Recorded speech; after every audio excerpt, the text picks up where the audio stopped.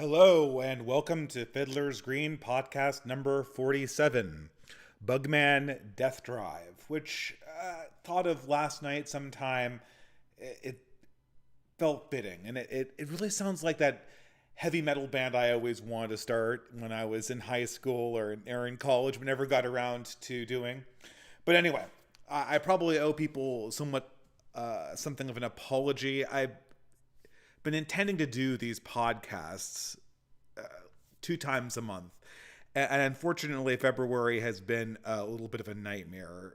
Virtually every person in my family has gotten sick sequentially, and work's really kicked up. So I've had very little time for content creation, which is all going to come to a close in this next week. I've got a piece coming out for the Old Glory Club reviewing a book from Antelope Hill Publishing Company, and hopefully another Substack essay that will come out by the end of this weekend if I'm lucky.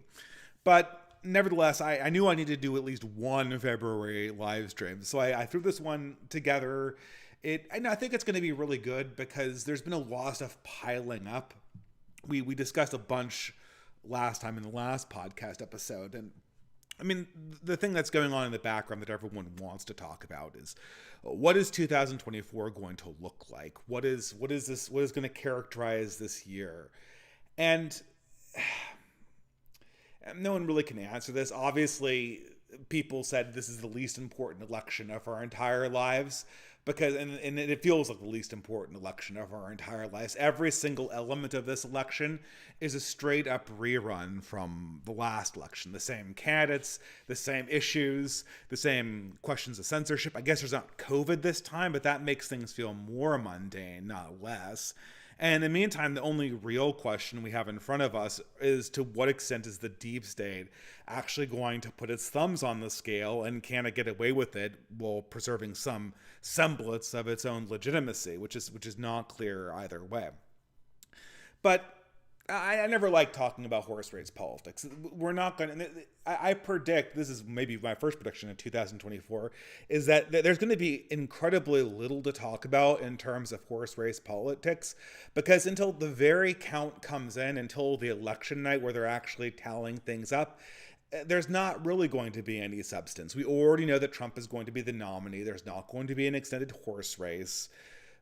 There's probably, I would be surprised if even there were debates in the general election. I wouldn't be surprised if one side or the other decides to forego them entirely, and the entire summer will just be characterized by legal battles, which of course will have no, I mean, obviously, I don't even think we have political input into the general election itself, but we certainly don't have political input into the court battles that will go on. So I really think that this is going to be the election year that we talk the least about politics, or at least in sort of the formalized capacity we're usually expected to when it comes to American politics, where there's supposed to be this big climax of political involvement in these years where we come to some kind of conclusion as a country. But nevertheless, 2024 is going to be, it's going to be a banger year, both for political organizations and for dialectic. And, I love political dialectic. People always wonder this about me. Why do I like watching debates? Why do I like watching people talk to each other and grapple with ideas and determine who has the stronger idea? Even though I've said many times I don't really believe in this kind of debate club. I did debate club in high school and in college. I know how this works. This is a rhetorical game. The performance you're seeing on stage is about as real as a professional wrestling match. And it doesn't actually come to any kind of conclusion. So why do I like this? I answer this every single time. This is probably the third time I've answered this on the podcast.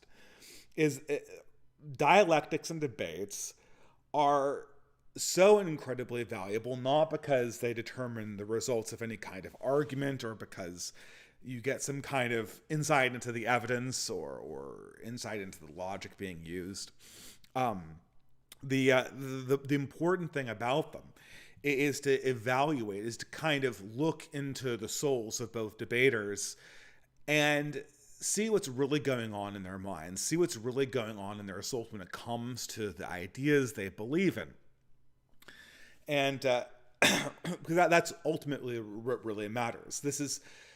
I watched, I think, 1,000 debates between atheists and Christians, both when I was an atheist. Not thousands, an exaggeration, but I've watched hundreds of them, both when I was an atheist and when I was a Christian. I couldn't get enough of them. I couldn't get enough of reading apologetics and counter-apologetics and atheist tirades and so on and so forth. And, what did I ultimately get from this? The debate was completely fake. The debate was, as I'm fond of putting it, it was essentially a bait. It was a bait trying to get Christians to come out so they could be mocked publicly. There was no substance. People weren't actually trying to debate the ontological or cosmological belief in God. They just wanted an excuse to mock Christians because they were looking for some reason to kind of complete the revolution of progress that had been started in the 20th century. And this seemed like the next logical step. This is the next logical step in the dialectic, so to speak. But I learned from those debates just innumerable things about how people thought and how people grappled with ideas. And what was the difference between something that people really believed in and something that people really didn't believe in and were just kind of playing with in their mind. That was an intellectual toy.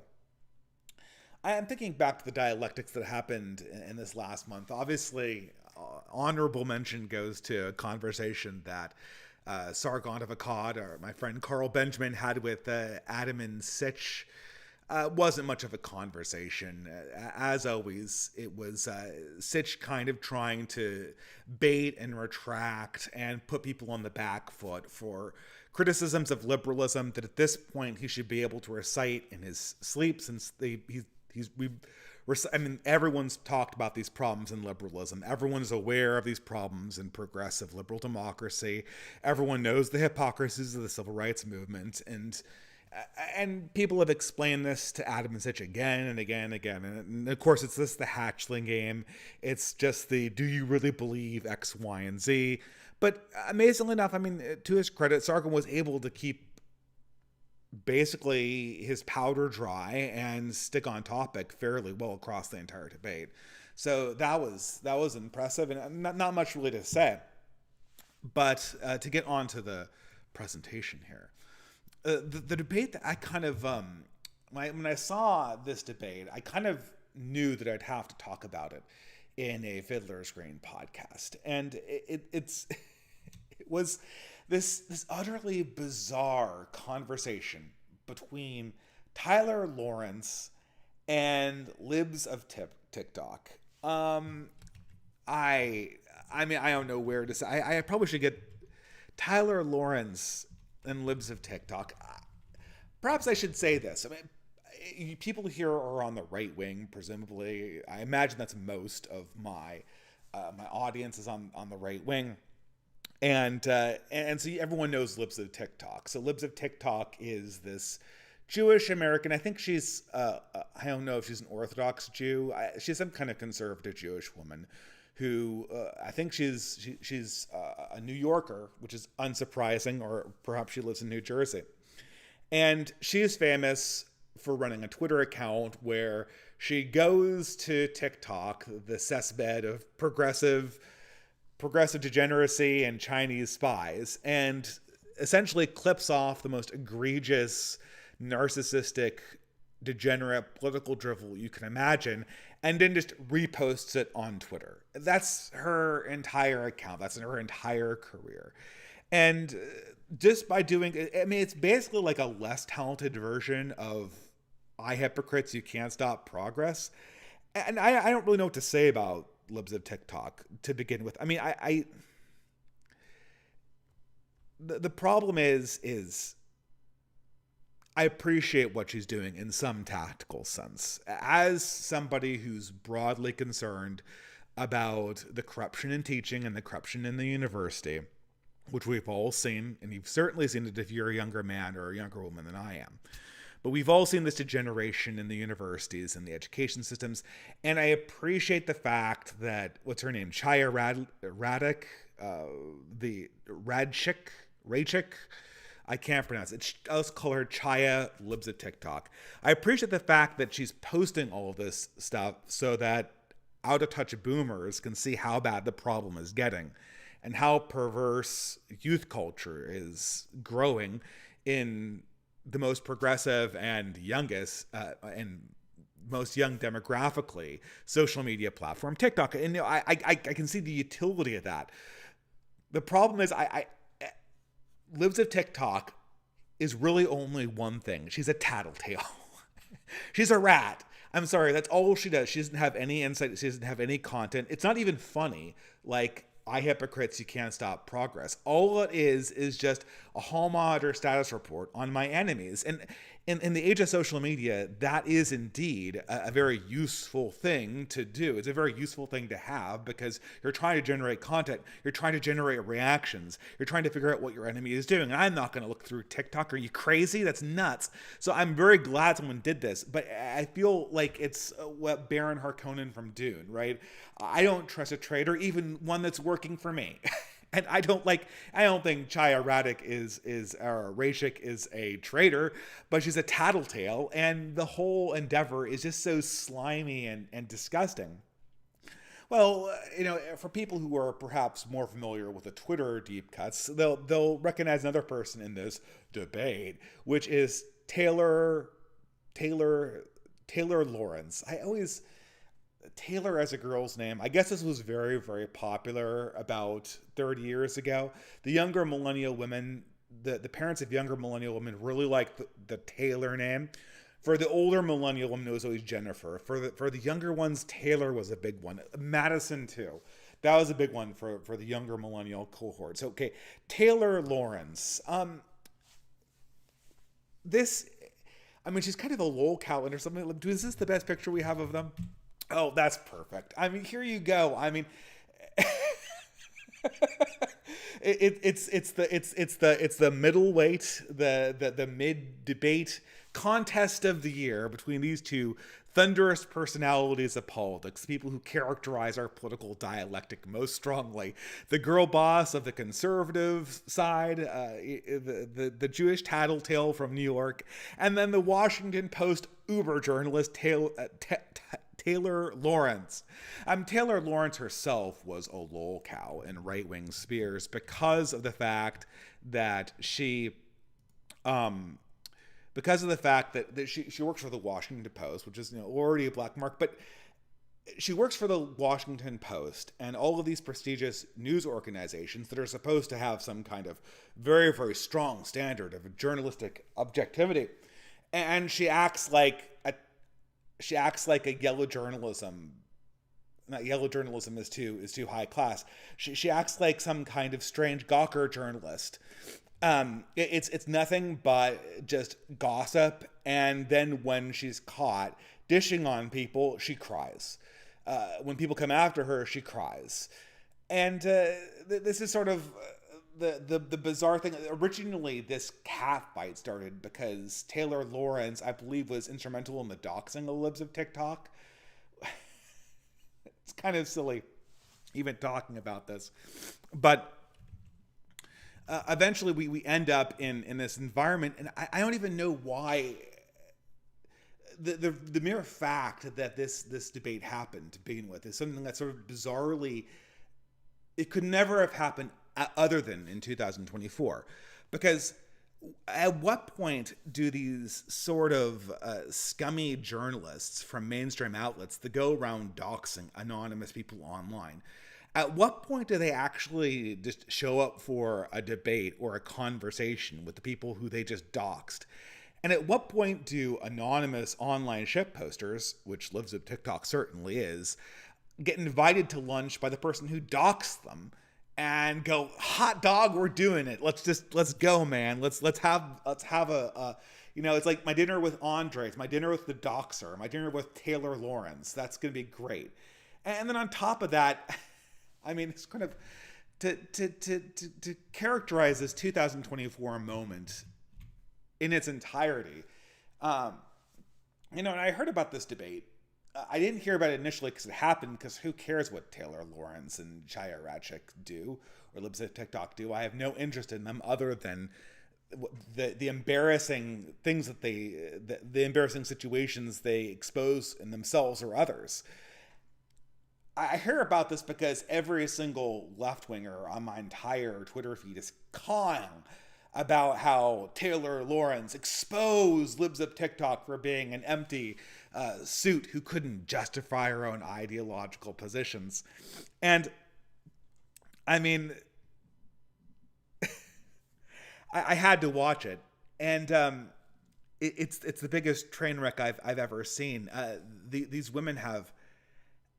It's like basically they're having a borderline personality contest. It's absolutely nuts. Taylor Lawrence shows up to an interview wearing a fucking face mask. I mean, pardon my French. This is going to be a rated R live stream. A warning for the audience.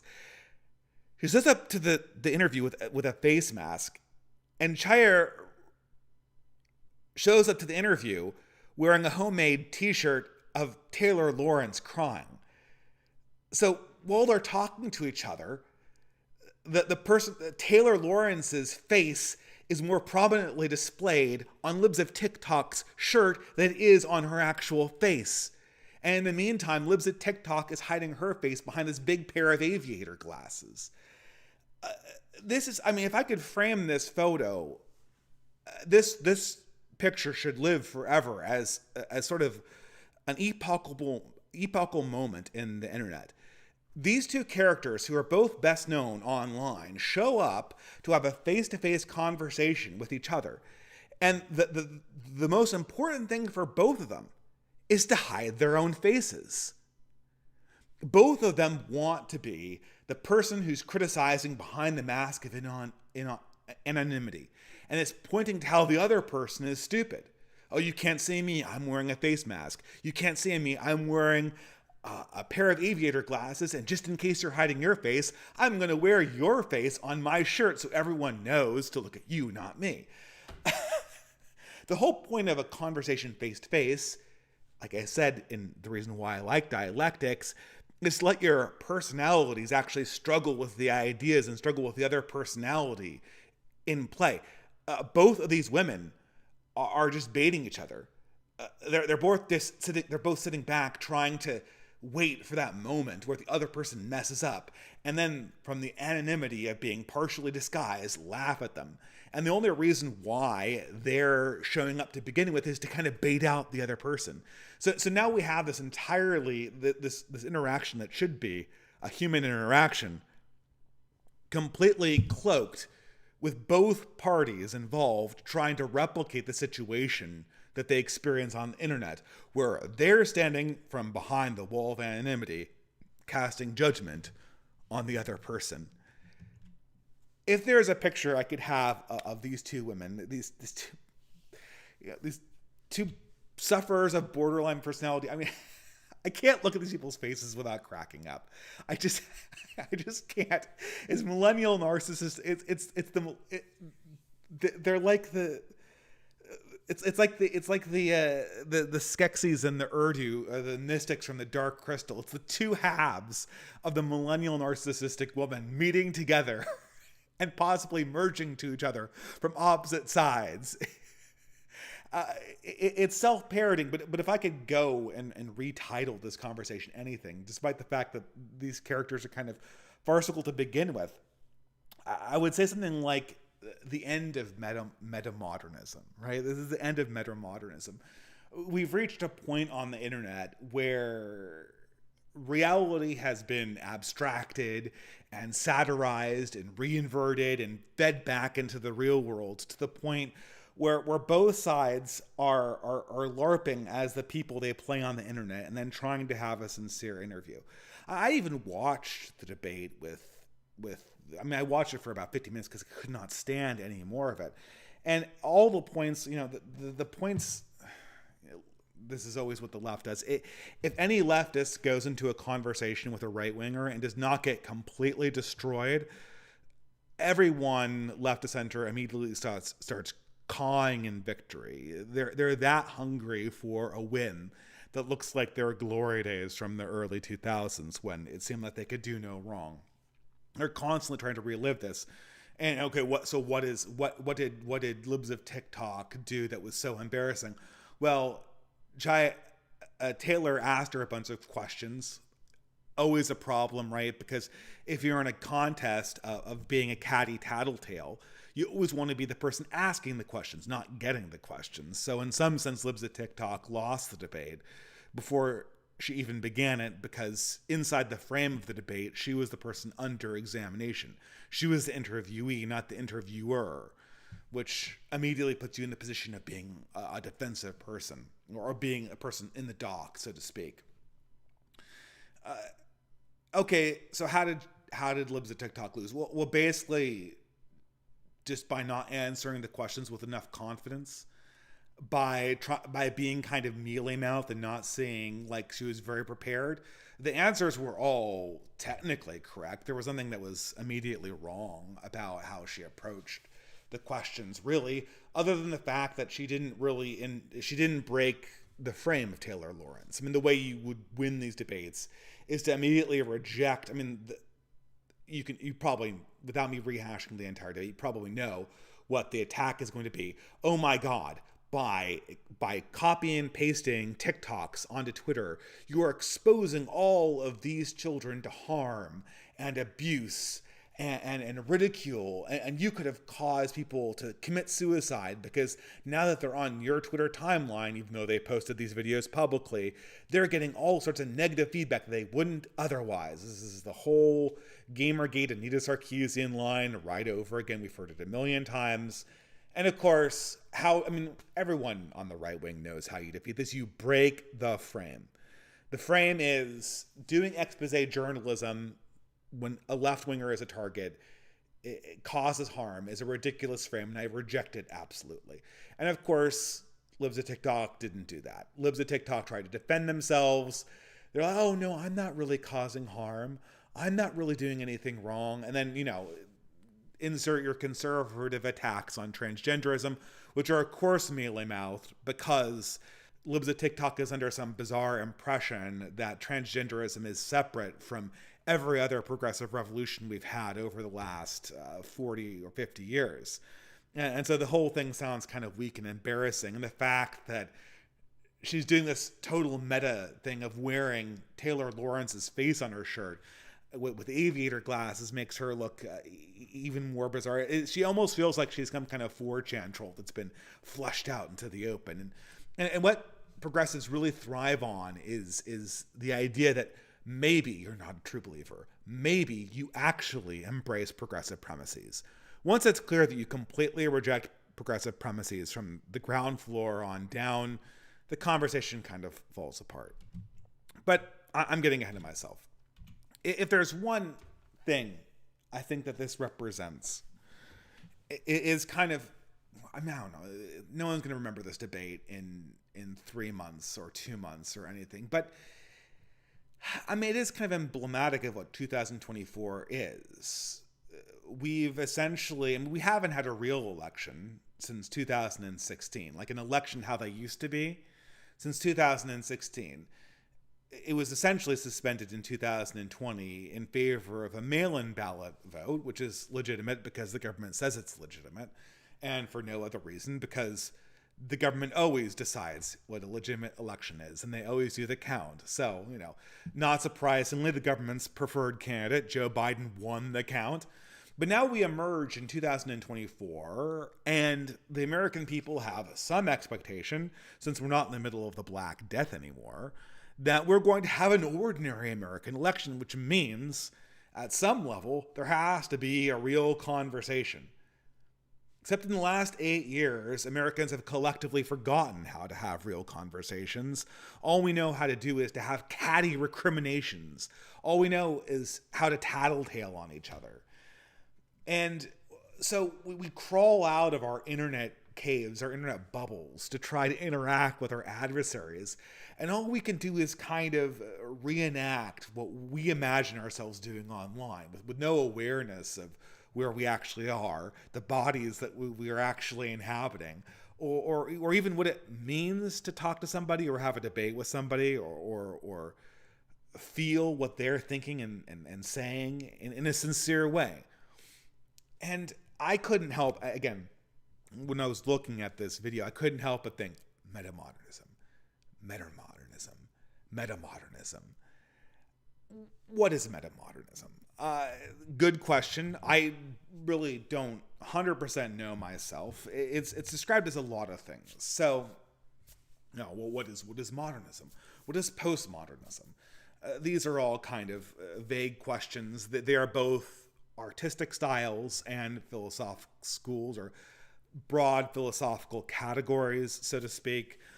They both surround what we might call the advent of modern philosophy and modern skepticism that appears in the early 19th century and starts undermining traditional understandings of community and traditional understandings of religion.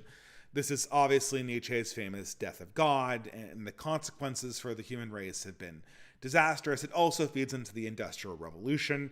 And so ordinarily, for instance, in architecture, which is the first place that modernism becomes kind of visibly present in Western societies, almost throughout all periods of Western history and architecture is based on religion and tradition.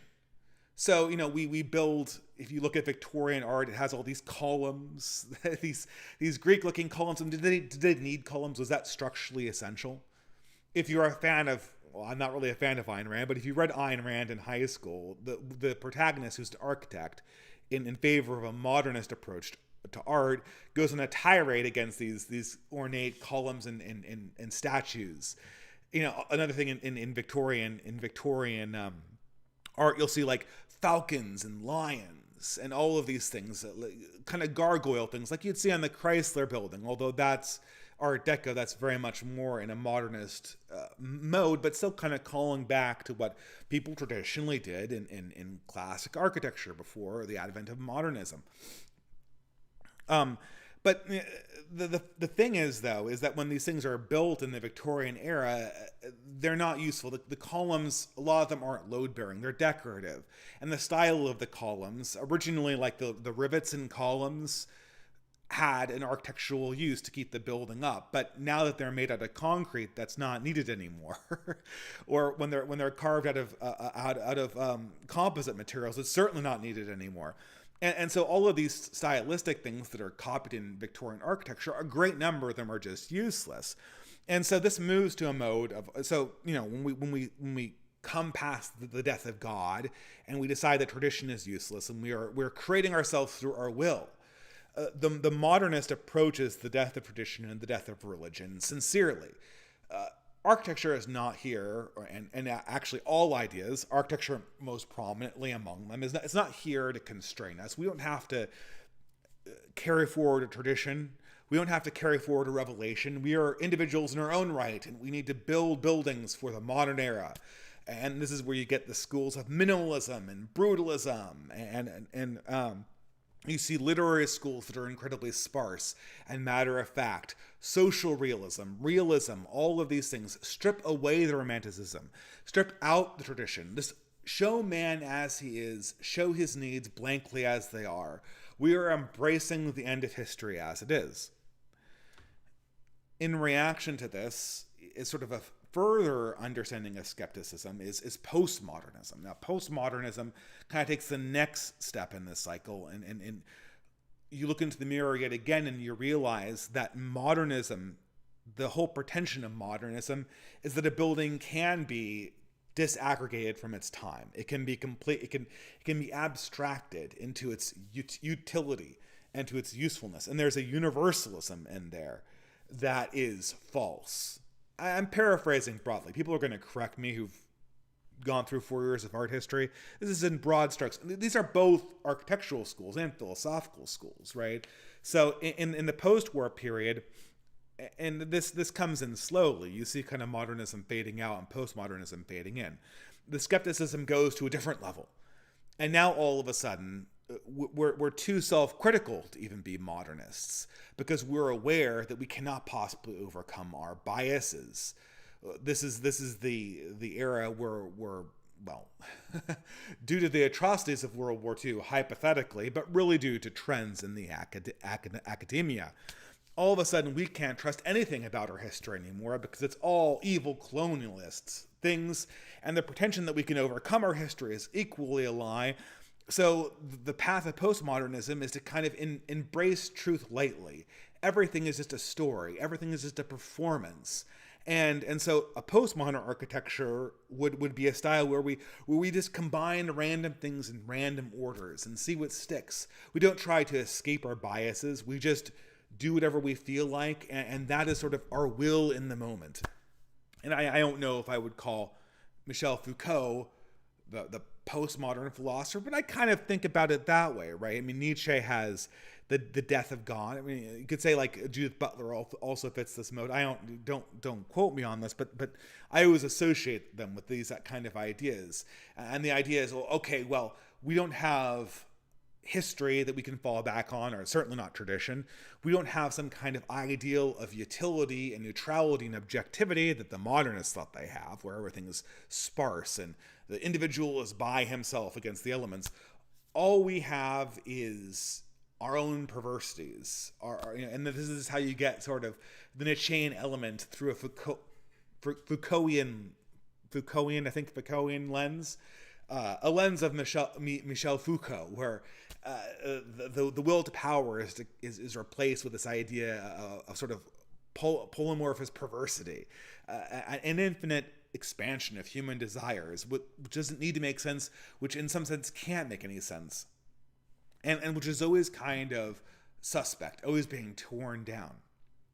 Now, what is the ultimate result of this postmodern attitude in elites? Well, I mean, this is something where we're getting into metamodernism, and this is really the last elite school of thought before our culture kind of falls off the cliff in the internet age.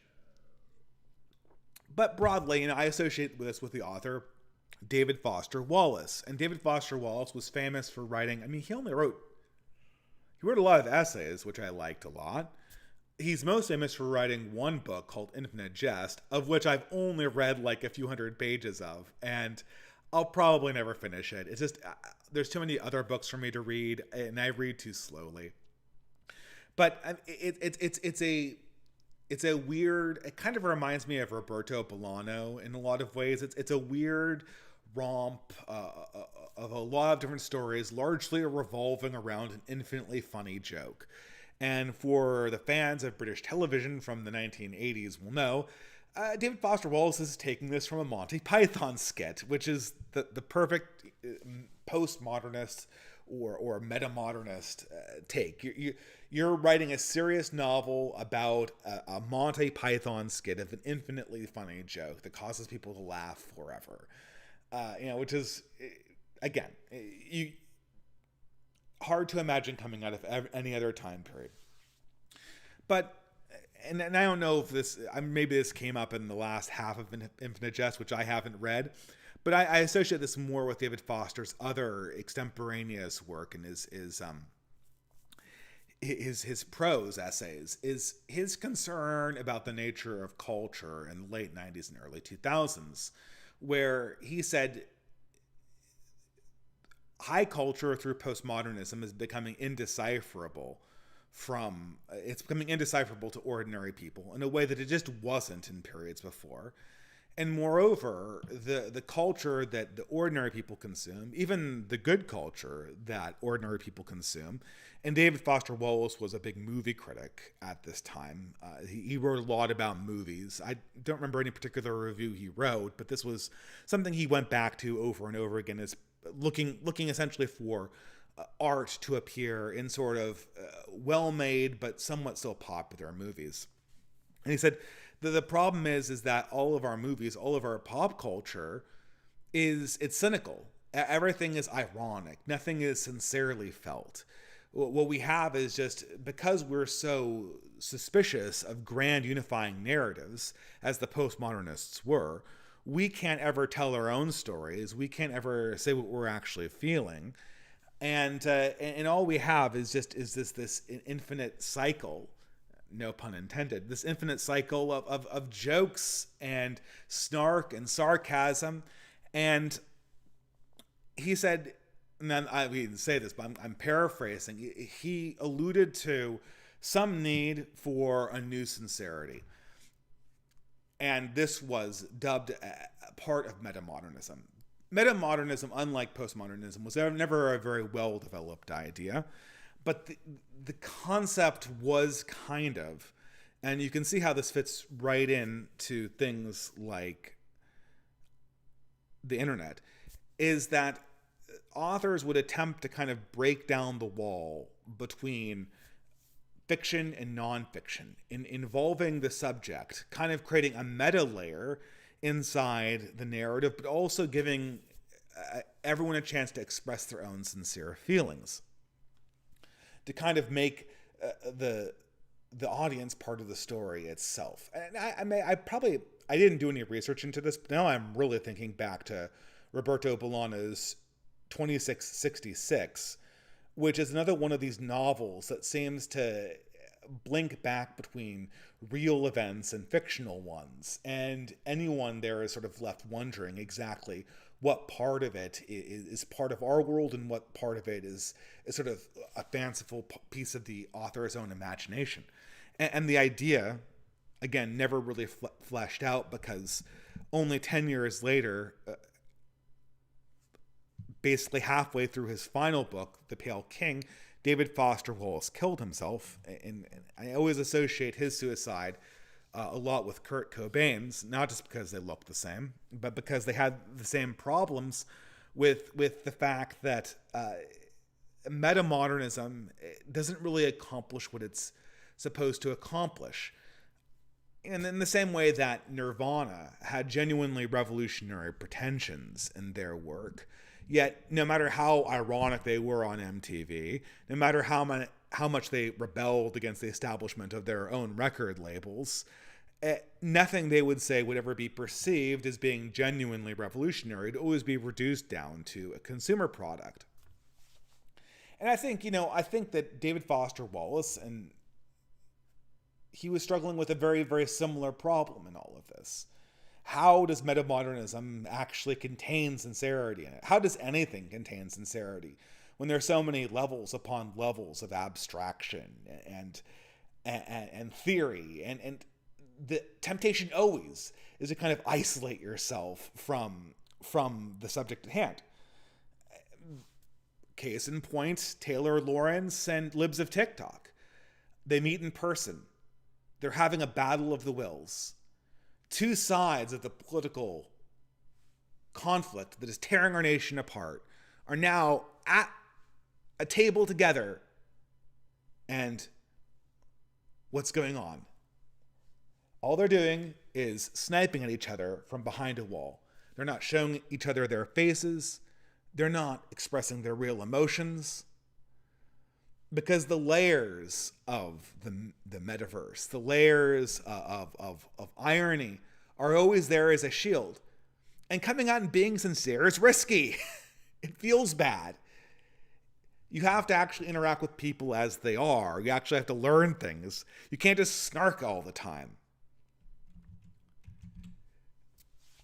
Let's get to this guy. Because I think, although David Foster Wallace may have introduced the world to metamodernism, I think that Jon Stewart is both the first and last author of the metamodernist worldview, if there ever is one, and an expression of its ultimate failures. All of these things, like I said before, all of these things like modernism, postmodernism, and metamodernism are all an attempt to escape the need for some kind of central meaning that God once provided. And so it's probably not surprising, spoiler alert, that I think all of these perspectives are ultimately suited to failure. But it's hard to care. And this is someone who when I kind of, I mentioned this a few times, that my family was very sick. My wife was much sicker than I was. But for a while, I was just laid out flat. And all I could do is, scroll Twitter and take care of people. And you can still hear it in my voice. You can still hear it in my voice that it's not as strong as it should be. But one of the things that kind of shocked me and said, okay, we're back in 2024, is all of a sudden people are talking about Jon Stewart again. And the clip, everyone's seen it at this stage, so I can't rehash it. I'll rehash it again if you want me to. Well, I probably will, just for context, in case, you always have to repeat these things for people, for the audience. But the in typical meta-modernist fashion, where everything becomes real, then unreal, then more unreal, then somehow real again, twisting back on itself like an Ouroboros into eternity. In an amazingly ironic fashion, I turn, not TV, the iPad, whatever. I watch this clip somewhere. I turn my video feed on, and what do I see? Well, guess what, buddy? It's 2004 again. It's exactly 20 years ago, because when I first saw Jon Stewart on my computer, it was him versus Tucker Carlson. And now 20 years later, in 2024, I'm no longer a teenager.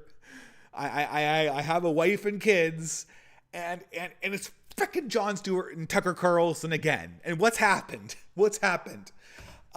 Nothing's happened. I mean, well, I guess something's happened. The world's been completely turned upside down, because now, originally when I saw Jon Stewart, he was coming on to Tucker to call him out. This was a show called Cross for the young people in the audience. Jon Stewart was a comedian who had some success at The Daily Show. I don't even remember what he did before The Daily Show. I remember him from this horrible Robin Williams film called The Death of Snoochie, or something like that. But then he appears on Comedy Central as their fake news anchor, which, we remember more fondly being played on Saturday Night Live by Norm Macdonald, in a very similar show. Obviously, Saturday Night Live was on network television, and Comedy Central's Daily Show was a kind of an attempt to copy that for the cable audience. And I don't even remember who was before Jon Stewart, but Jon Stewart was a more popular host. And it being a post 9/11 time, it was satire was becoming an increasingly hot commodity. But Jon Stewart didn't really take off until he went on Crossfire. And as opposed to telling jokes or making, your typical comedian bits, Jon Stewart decides to call out CNN for being a fake news program, for hosting a contrived controversial discussion just so their audience could feel like they've experienced a debate, but nothing real has been explored. Well, I mean, fast forward 20 years, and Jon Stewart has completely remade the media landscape in this entire image. I'm just, this is another thing I saw. I wasn't even aware. I mean, this is the Tonight Show. I think this is the Tonight Show. It's something that happens, and it happened, but you're not aware that it happened until you see it for yourself. The Tonight Show used to be David Letterman. It was a completely apolitical bit. It was just a way that Americans could kind of unwind. I remember loving David Letterman. People didn't like him because, he didn't really tell many jokes explicitly like Jay Leno or Conan O'Brien. But he had this kind of grumpy old man personality. And if you like the grumpy old man personality, you really liked it because it was a little tongue-in-cheek. And I kind of like characters like that where they're just kind of silly personalities. And even if the jokes fall a bit flat, it's kind of funny to watch them. And now it's Stephen Colbert. And it's just whole monologues of apologies for the incumbent presidential candidate. It's a political show now. It's not even trying to be cool. It's not even trying to not be partisan. It has no desire to preserve anything of its previous form. It's just a product of what Jon Stewart left behind. Then you switch back to Jon Stewart, and he's talking about Tucker Carlson doing there's an active war in Ukraine, and Tucker Carlson does what all journalists should be doing, which is trying to find out what's going on the opposite side of this conflict with President Vladimir Putin. Good or bad, probably a bad dude, as they say. Putin's a bad dude, but is he bad enough to save the president of the United States? 80s kids will get the reference to the video game Bad Dudes. But Tucker Carlson's doing what all journalists are supposedly supposed to be doing, getting the hot interviews, asking the tough questions. And then Jon Stewart informs us all that that tolerating crime-ridden American streets, shit-stained subways, and illegal immigrants that kill American citizens regularly, that's just the price of freedom. And questioning that, interviewing foreign dictators or foreign presidents, whatever you want. I can't even keep track of who's a dictator or a fascist. Or I can't keep track of who America's next Hitler is, so I'm not even going to try.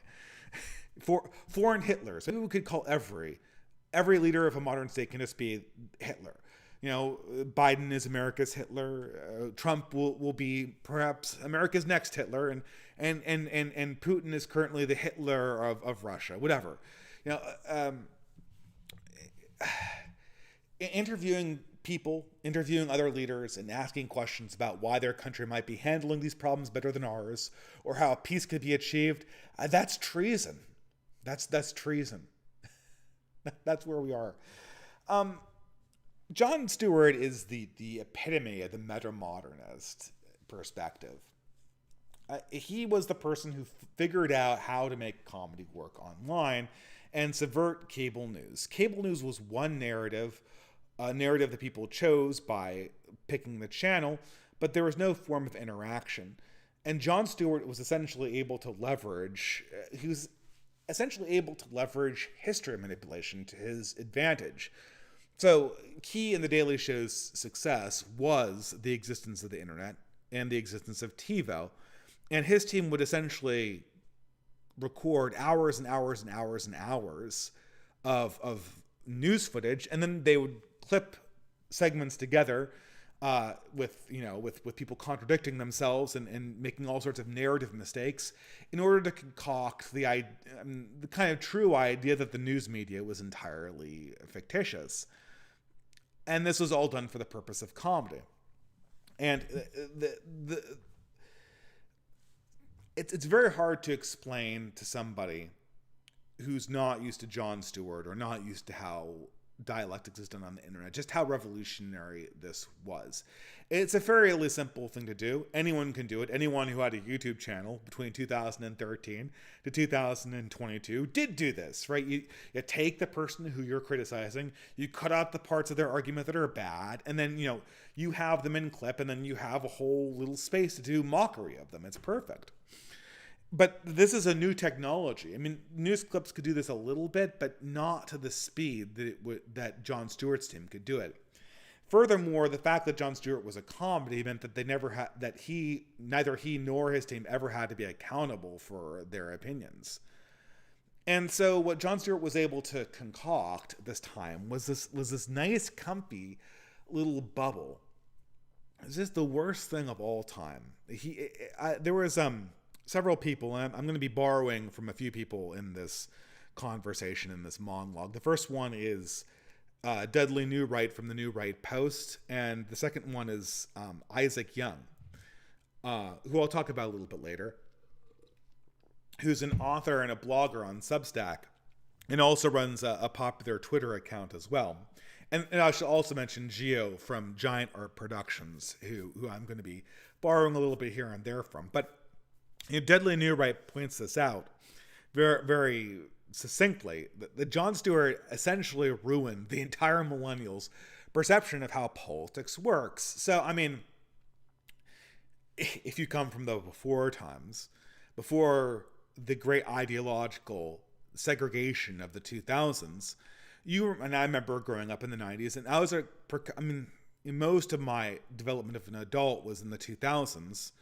But because I was such a precocious kid, I remember talking about politics when I was quite young, and I remember what talking politics felt like in the 1990s. And so I grew up in a very liberal community, but my father in particular was a liberal progressive, one of these old 60s people, European born, so he had a very worldly point of view.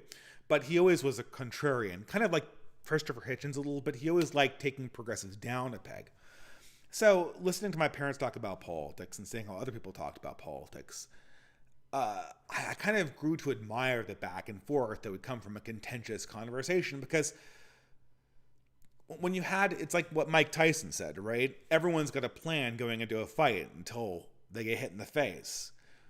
Everyone has a plan of what a political dialectic looks like until you talk to somebody else and you experience another person's living things, living ideas. They're powerful things. People have sincere emotions. Conversations, you can't plan them out. You can't plan out debates so cleanly. And the thing is, I remember those, that it wasn't so clear, right? I mean, like, you'd have progressives and that they'd have convictions, but if two progressives sat down at a dinner table, it wasn't so clear, at least in the 90s. One progressive obviously would be more to the left than the other one, but it wasn't so clear who the winner was going to be. I mean, this is why people hated, people never talk about politics and religion at the table. And I always liked talking about politics and religion at the table because it was so interesting, because it felt like a high stakes conversation where something could change. People's minds could change. Someone might be kind of humiliated, which is, of course, why people don't talk about it on the dinner table. You don't want to get into a situation where you embarrass your host by pulling a zinger on them in between the soup and the salad portion of the dinner. I mean, that's just not done. But, you know, in a university town, people still did it. But, and you know, intellectuals, one of the things that we master, I'm not an intellectual, I hate that word, but people who spend a lot of time at the university or who've been employed at the university, one of the things that they cultivate is the ability to kind of roll with the punches so that they can be wrong and never really own the fact that they're wrong. But still, you could tell who lost the conversation, and it was always an open question. So it was risky. It was fresh. It was human, and people would actually try to come to an agreement because no one wanted to be on the wrong side of things. People wanted to learn from each other, right? There's a human dimension to it. Jon Stewart, and to a lesser degree Michael Moore with some of his early films before he became unpopular, essentially took this dialectic and trained millennials to perceive it as a collective act of masturbation. In The Daily Show, it was always obvious what the correct opinion was, and the correct opinion would always win. It went from being like watching a professional sport where people could make better or worse opinions in any day, and it seemed like things could actually change, to watching a version of the Mighty Morphin Power Rangers. Every single episode is exactly the same. Every single episode, Rita Repulsa summons a giant kaiju in every single episode. You know, the Power Rangers summon their Zord robots or whatever and blow it away. It's the exact same formula again, again, again, again. Again, Daily Show is the exact same thing. And that the problem is that this stuff is like crack to the human imagination. One thing I started noticing at this time too, and it's arguably how much of this is Jon Stewart, is that women started getting into politics a lot more than they used to. Because who does not like piling on the unpopular kid? Who does not want to just be on the winning side, cracking jokes and making fun of people who were ugly and stupid, and to always leave the situation feeling like you're on team righteous, you're on team justified?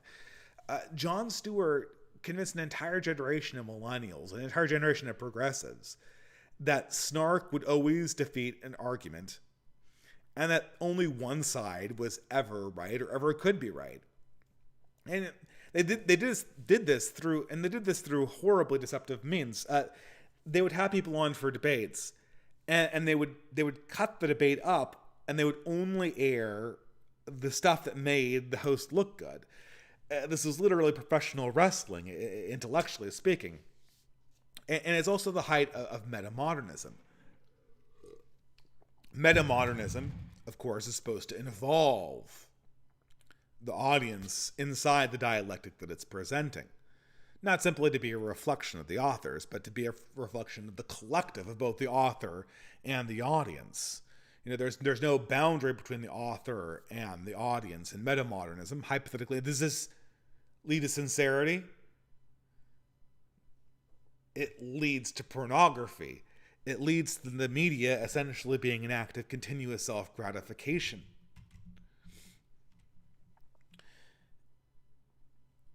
what the millennial generation discovered, here I need to check my outline. I really should have these slides listed somewhere differently. I don't know. I always write these things down at the last minute. So, well, let's what we've experienced, and this has really been clear in the last 4 years, but this was true in the mainstream before this. Previously, there was some kind of dialectic that was guiding the West, that was governing our conversations with each other. And it's completely collapsed. There's no conversation anymore that's meaningful. There's dialectics. Like right now, we're having a dialectic inside the right. If you ask me what my favorite shows are, Alex Kashuda and Jay Burden. Alex Kashuda, Jay Burden, and now I guess the New Right Posts podcast, because interview shows are always, and I do really like Geo and Prude's show, and Academic Agent does great work, although I'm more a fan of his books. But the interview shows are really where it's at, because there are so many interesting people on the right wing right now, and there are so many new perspectives every single week, that these interview shows like Kashuda or Burden can really capture a conversation as it evolves in a way that I can't. Like, I don't have the bandwidth to follow all these people, and my time frames aren't flexible enough to interview them. But it's amazing that the richness of the dialect that exists inside the right. But anywhere else, especially where progressive value systems and secular value systems are dominant, the dialectic is just dead. It's just dead. And what's so funny is that leftists are creatures of dialectic, are creatures of this.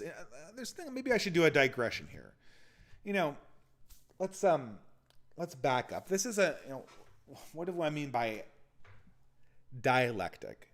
This is something that kind of threw me for a loop for a long time. If you hear Marxists talk about anything for any length of time, you hear tons about dialectic. It's a concept from German idealism. I have no idea which one of the German idealists first invented it. Everyone cites Hegel, and then everyone cites how it wasn't Hegel, it was Schelling. It wasn't Schelling, it was Fichte. Whatever, right? This comes from a school of thought called German idealism. And it's also one of the schools of philosophy that is the absolute thickest and most indiscernible, to the point where, I say this all the time, I've had multiple professors from different schools of this once, or not even different schools, they were both from this school, completely contradict each other over the same author, what the same author meant. Nevertheless, people find this very, very useful. As far as I can figure, what the idealists were trying to understand was how ideas develop over time through history. Okay, when we say dialectic, I was used to reading. I was part of this great books club in college. I was doing engineering, but during the weekends, I go off with my friends and I'd read Aristotle and Socrates. I was a real nerd, right? I kind of did a mini minor in philosophy when I was in college with these graduate students who are reading this stuff in their spare time. Because you certainly wouldn't have encountered these discussions inside the college classrooms in these colleges. I guess if you were doing hardcore classics, you might have. But, I wanted a job when I graduated, right? So, at any rate, I was used to hearing about dialectics in when it came to something like Socrates. And Socrates talks about, dialectic as opposed to rhetoric, right? And so dialectic is like a conversation, right? A conversation where each side is sincerely trying to pursue truth. And you have this idea and I have that idea, and we test the ideas against each other. It's dialectic. Two voices coming together into one. Now, the highly questionable thesis of idealism is that the development of ideas historically could be explained in a similar way to the development of ideas inside a person. And so when idealists talk about dialectic, what they're talking about is the conflicts of ideas on a historical scale. And if you think about it, there's some truth to this, right? Especially in politics, right? Politics by its very nature is coalitional.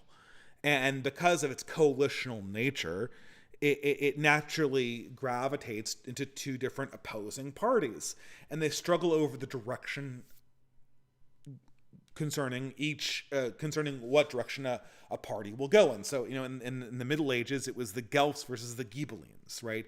Those who wanted to have the Holy Roman Empire be the leader of Christendom, and those who wanted to be the Pope to be the leader of Christendom.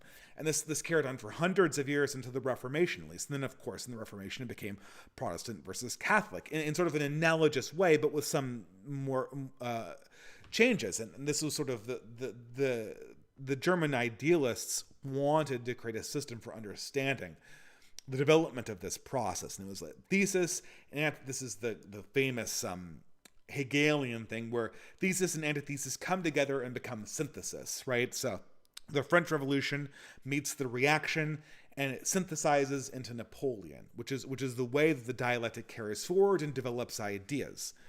And it's interesting to see this because when you talk about things like metamodernism and modernism and dealing with the problems of modernity, we can talk about individuals coming to ideas, but we can also talk about collectives coming towards ideas or coming away from ideas. And the thing is that we're constantly experiencing reality. Duh. We live in a society. Is this reality? Oh, newsflash, this is reality we're experiencing. Yeah, of course, we live in reality. But I mean, like think about this for a second. Oh man, we're in reality all the time, guys. Think about that. What I mean to say is, unlike the internet, unlike a video game, or unlike a Jon Stewart show, where you're being fed a very, very contained entertainment product, reality surprises you. Reality puts in front of you obstacles that need to be overcome, things that could kill you, things that could destroy your society, and things that are fundamentally unpredictable, too. That is what drives dialectics forward, the constant need to overcome these obstacles and to find ways around them. For the last 200 years, well, more like the last 150 since Nietzsche, and since the advent of the strong industrial revolution, the main obstacle of reality has been how does the human race deal with modernity, which no one has a very good understanding of yet. And the thing is that it's fundamentally it can't. Dialectic has to kind of roll with the punches. Dialectic has to see things and learn from what it's experiencing in reality.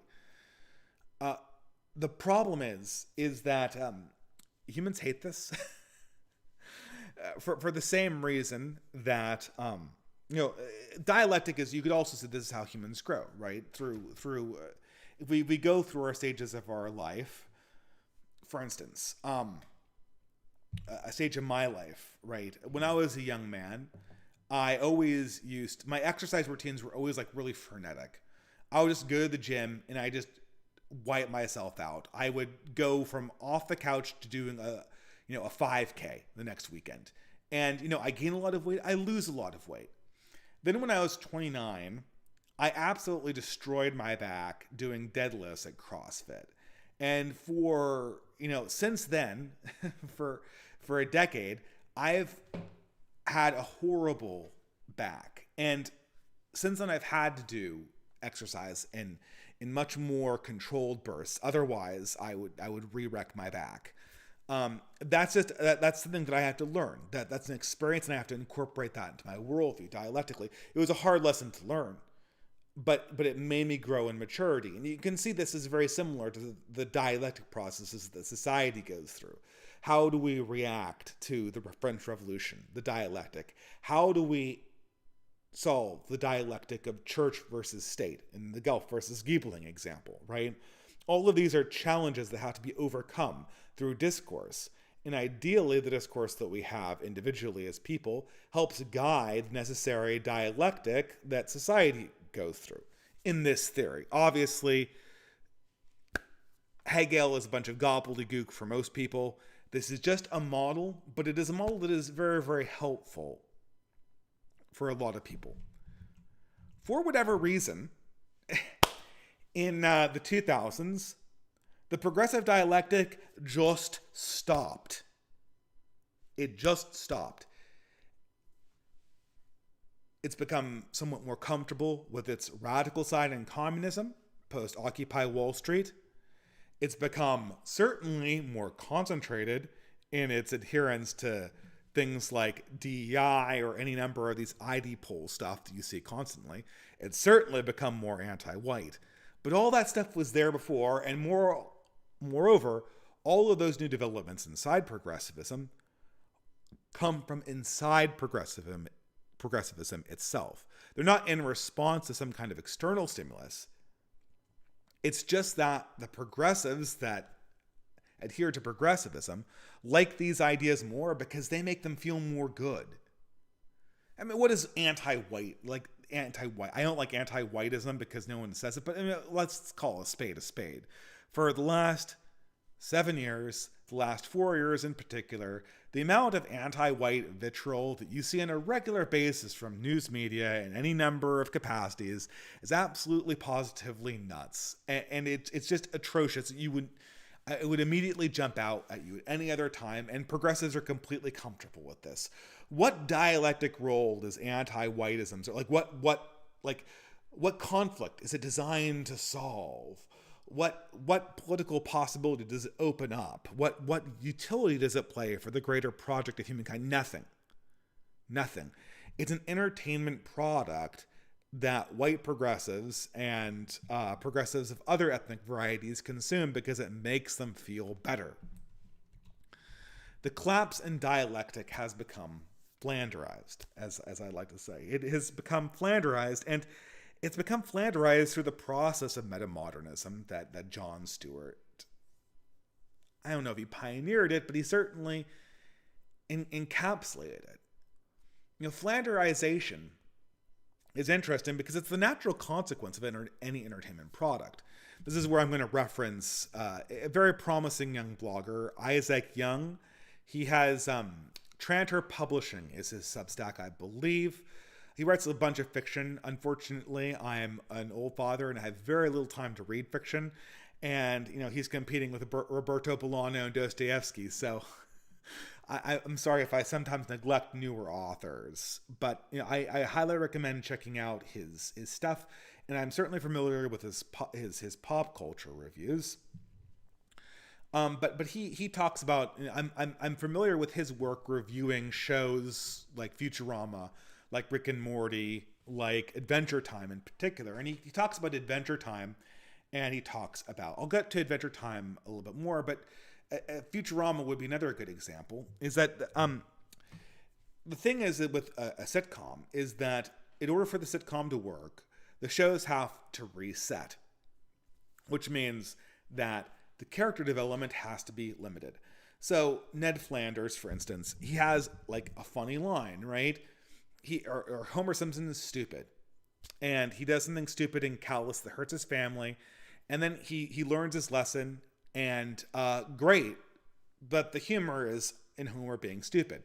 So, although he learns his lesson in episode 3 of season 2, by episode 1 of season 3, he has to make the same mistake again so that the comedy bit can keep on working.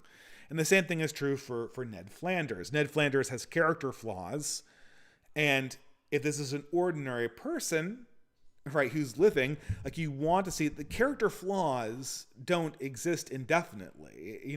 Sometimes character flaws do. Obviously, I have kind of a neurotic personality that is a character flaw that'll probably be with me for the rest of my life. But I'm a living creature in dialectic with my reality. And so when things happen to me in my life, I try to fix my mistakes and improve myself. But the problem with these sitcoms at a long enough time scale is that the characters can't improve themselves, because if they improved themselves or reacted or grew, they would kill off the premise of the show. So the show has to keep them in a state of perpetual adolescence, or it has to Flanderize them by exaggerating the extent of their character flaws to the point where a nuanced character like Homer or Flanders from season 1 of The Simpsons becomes a completely egregious monstrosity in season 6 of The Simpsons. This is the process of Flanderization.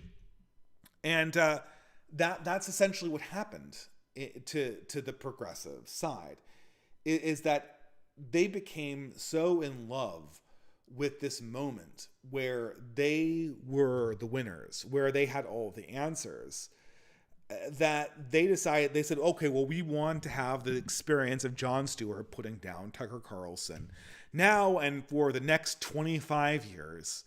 So it doesn't matter what happens. It doesn't matter what new lessons there are to learn, what things we are seeing in the real world.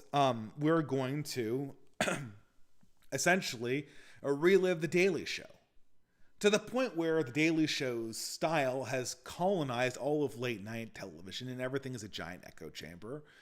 And we're marching into an election where the progressives are about to applaud a one-party race in the name of democracy, our democracy, and there's zero awareness of what's actually going on.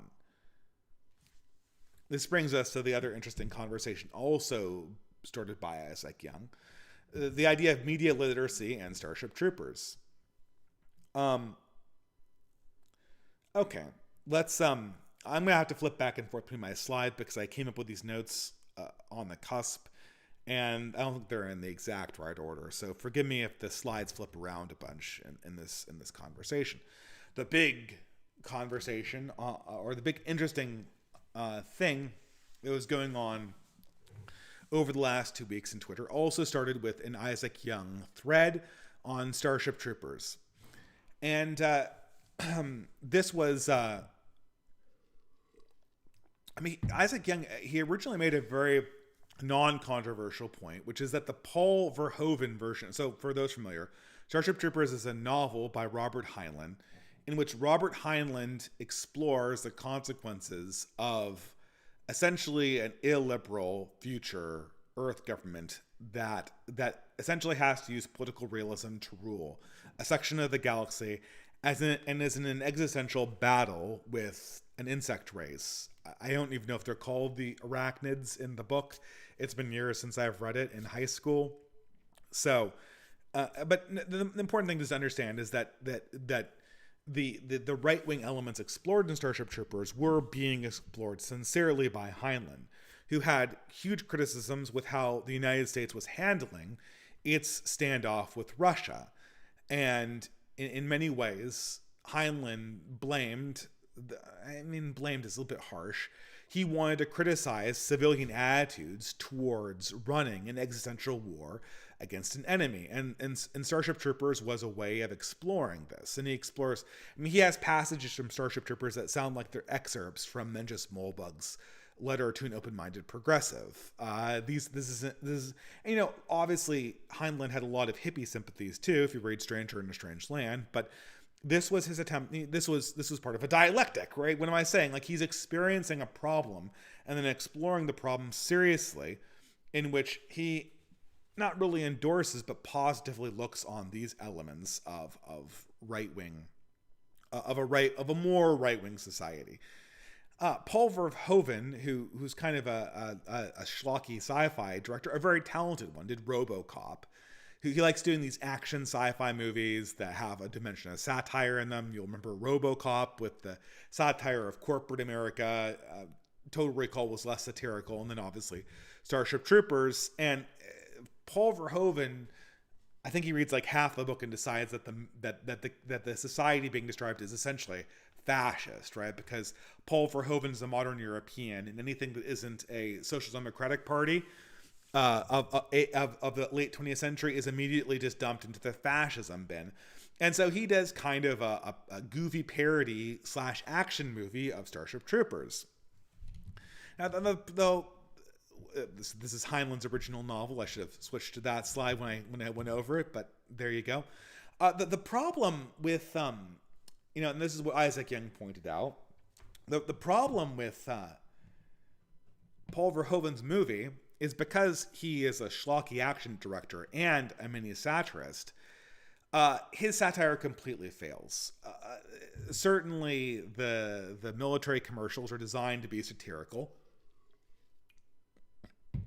And he hints in a few scenes that there are a lot of things that are wrong with the Terran Federation, Not least of which because he puts the Doogie Howser actor in like a Hugo Boss uniform, which is, like, this is the classic bad uniform if you look like an SS trooper or whatever. But the problem is that because he also wanted to make a schlocky action movie with attractive actors, it totally failed, because what's actually going on is a bunch of good-looking actors fighting a bunch of ugly bugs that suck people's brains out. I mean, that's all I remember from the movie. That's all anyone remembers from the movie, is a bunch of good-looking actors fighting bugs. I saw that movie when I was in seventh, eighth grade, I think. I still remember Denise Richards' smile. I don't remember anything about Denise Richards. I have no idea what movies she did before or after this. Toothpaste commercials, I guess. The only thing you remember is that she has a good smile. That's it. You don't even remember other parts of her body. Just the teeth. Right? Just the teeth. But like, and you remember like the square-jawed Johnny Rico. I don't even know the name of the actor at that stage. And they're blowing up hideous bugs that eat people's brains. This fails as a satire, but because the author is winking at you behind the screen, the message sent ultimately is that the valiant actions of young, good-looking humans will ultimately prevail against alien threats that are aggressors. Just like as much as RoboCop tries to satirize the corporate form, much more successfully than Starship Troopers, at the end of the day, what RoboCop communicates is that police action and police ultraviolence ultimately solve problems. I'm sorry, but like, RoboCop has satirical elements that make you think, but it does not work as an open and shut satire. Okay, two things come out of this when Isaac Young points this out on Twitter. The first one is kind of silly, and I'm gonna gloss over it because it's just so silly. Is that the progressives convinced themselves that the bugs were the good guys, the brain-eating bugs were the actual good guys. I mean, goofy. I'm almost kind of self-satirizing, considering that reactionaries and right-wingers call progressives bug people, for them now all of a sudden to go like, oh yeah, the bugs, those guys are us. Pretty silly. But the more important thing, I think, was this appeal to media literacy. The media literacy. And I think my friend Gio of Giant Art Productions did a great little rundown of this. Media literacy, the I win button for the progressive side of the world. It doesn't matter what's being said or the nuances. All you have to do is drop the author's political opinions into the frame and then say media literacy, and immediately any kind of interesting element of the movie that might contradict a progressive worldview is immediately flushed out. Now, I'm not going to rehash Gio's entire argument here. You should read his article in his Substack if you can.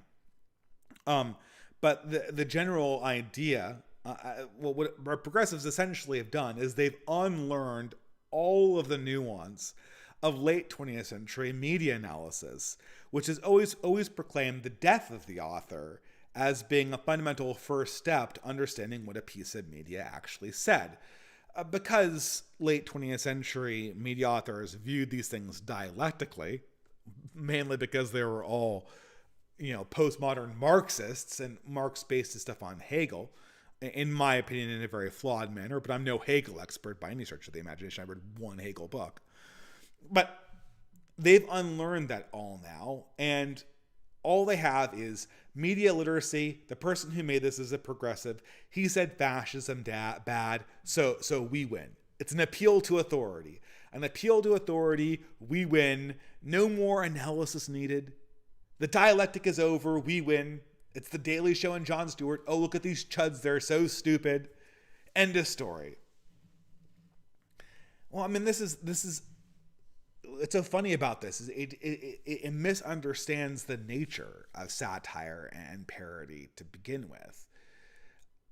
The nature of satire and parody is again, it's to introduce an element of discussion into the work itself, and to I mean, this is what makes literature better than the ideology of the people who make the literature. Is what the author has is the author has an idea. In this case, Paul Verhoeven's fascism bad, MK, and they have a source material, characters, and they introduce the idea subtly into the universe, and they ask their audience to grapple with that.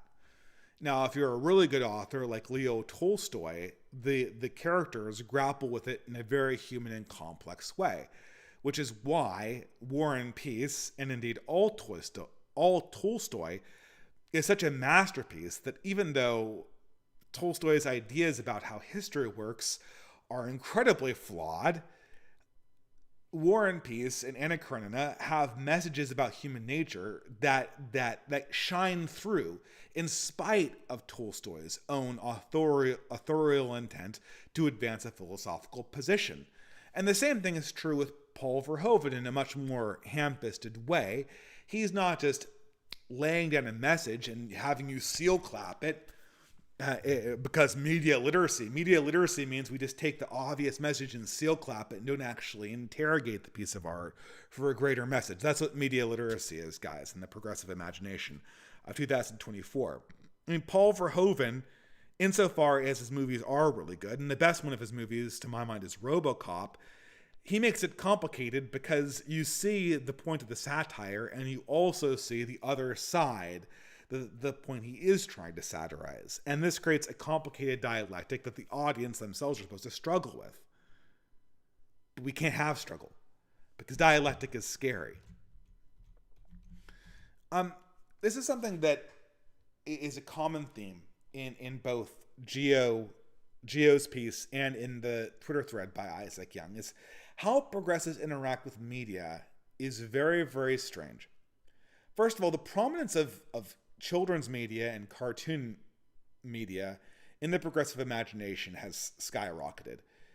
And this is, as Geo proposes, potentially because they always want an escape hatch to any kind of serious conclusion. Simpsons is the perfect example of this, as Geo points out. It's the perfect example of this. It's satire with an on-the-nose progressive message in most episodes, with the caveat that if any kind of anti-progressive or thought crime can be conjured up from the context of the episode, that can immediately be shoved down as, well, this is not as serious. It's just a cartoon, brah. It's just a cartoon. Don't think about it too hard. I just like this as a kid. It's designed to not make you think. It's designed to make you feel secure. It's designed to be a hug box.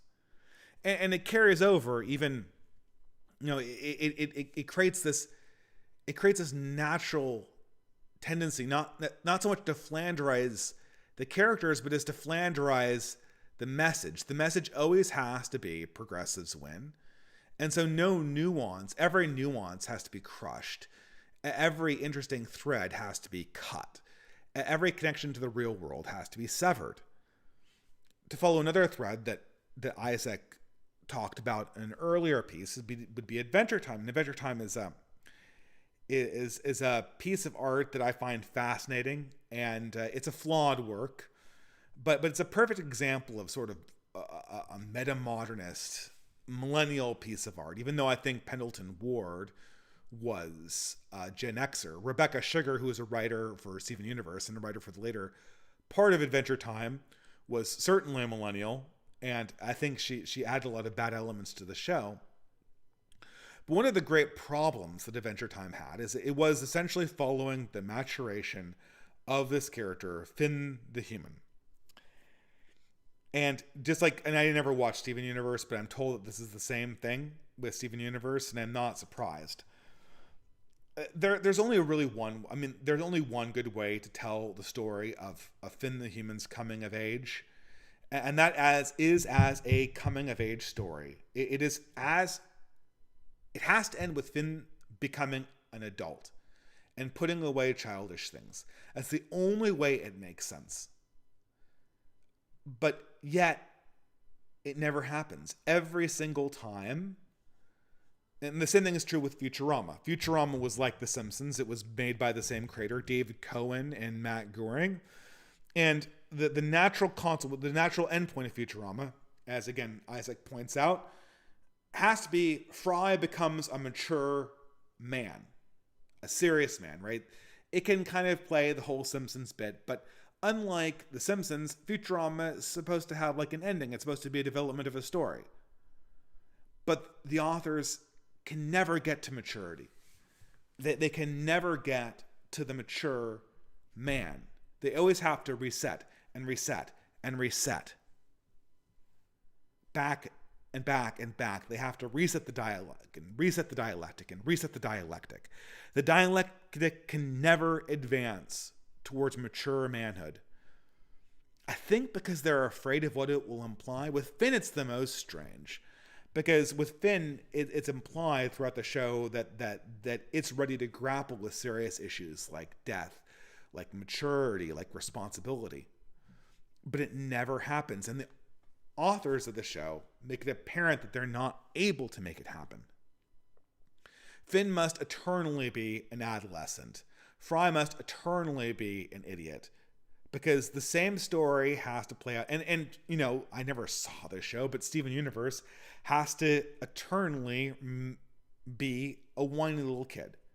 He's a whiny little kid in a man's body who spouts all the correct talking points. But there can never be any frame shift that incorporates the dialectic, that moves forward, that develops the nuance as it is.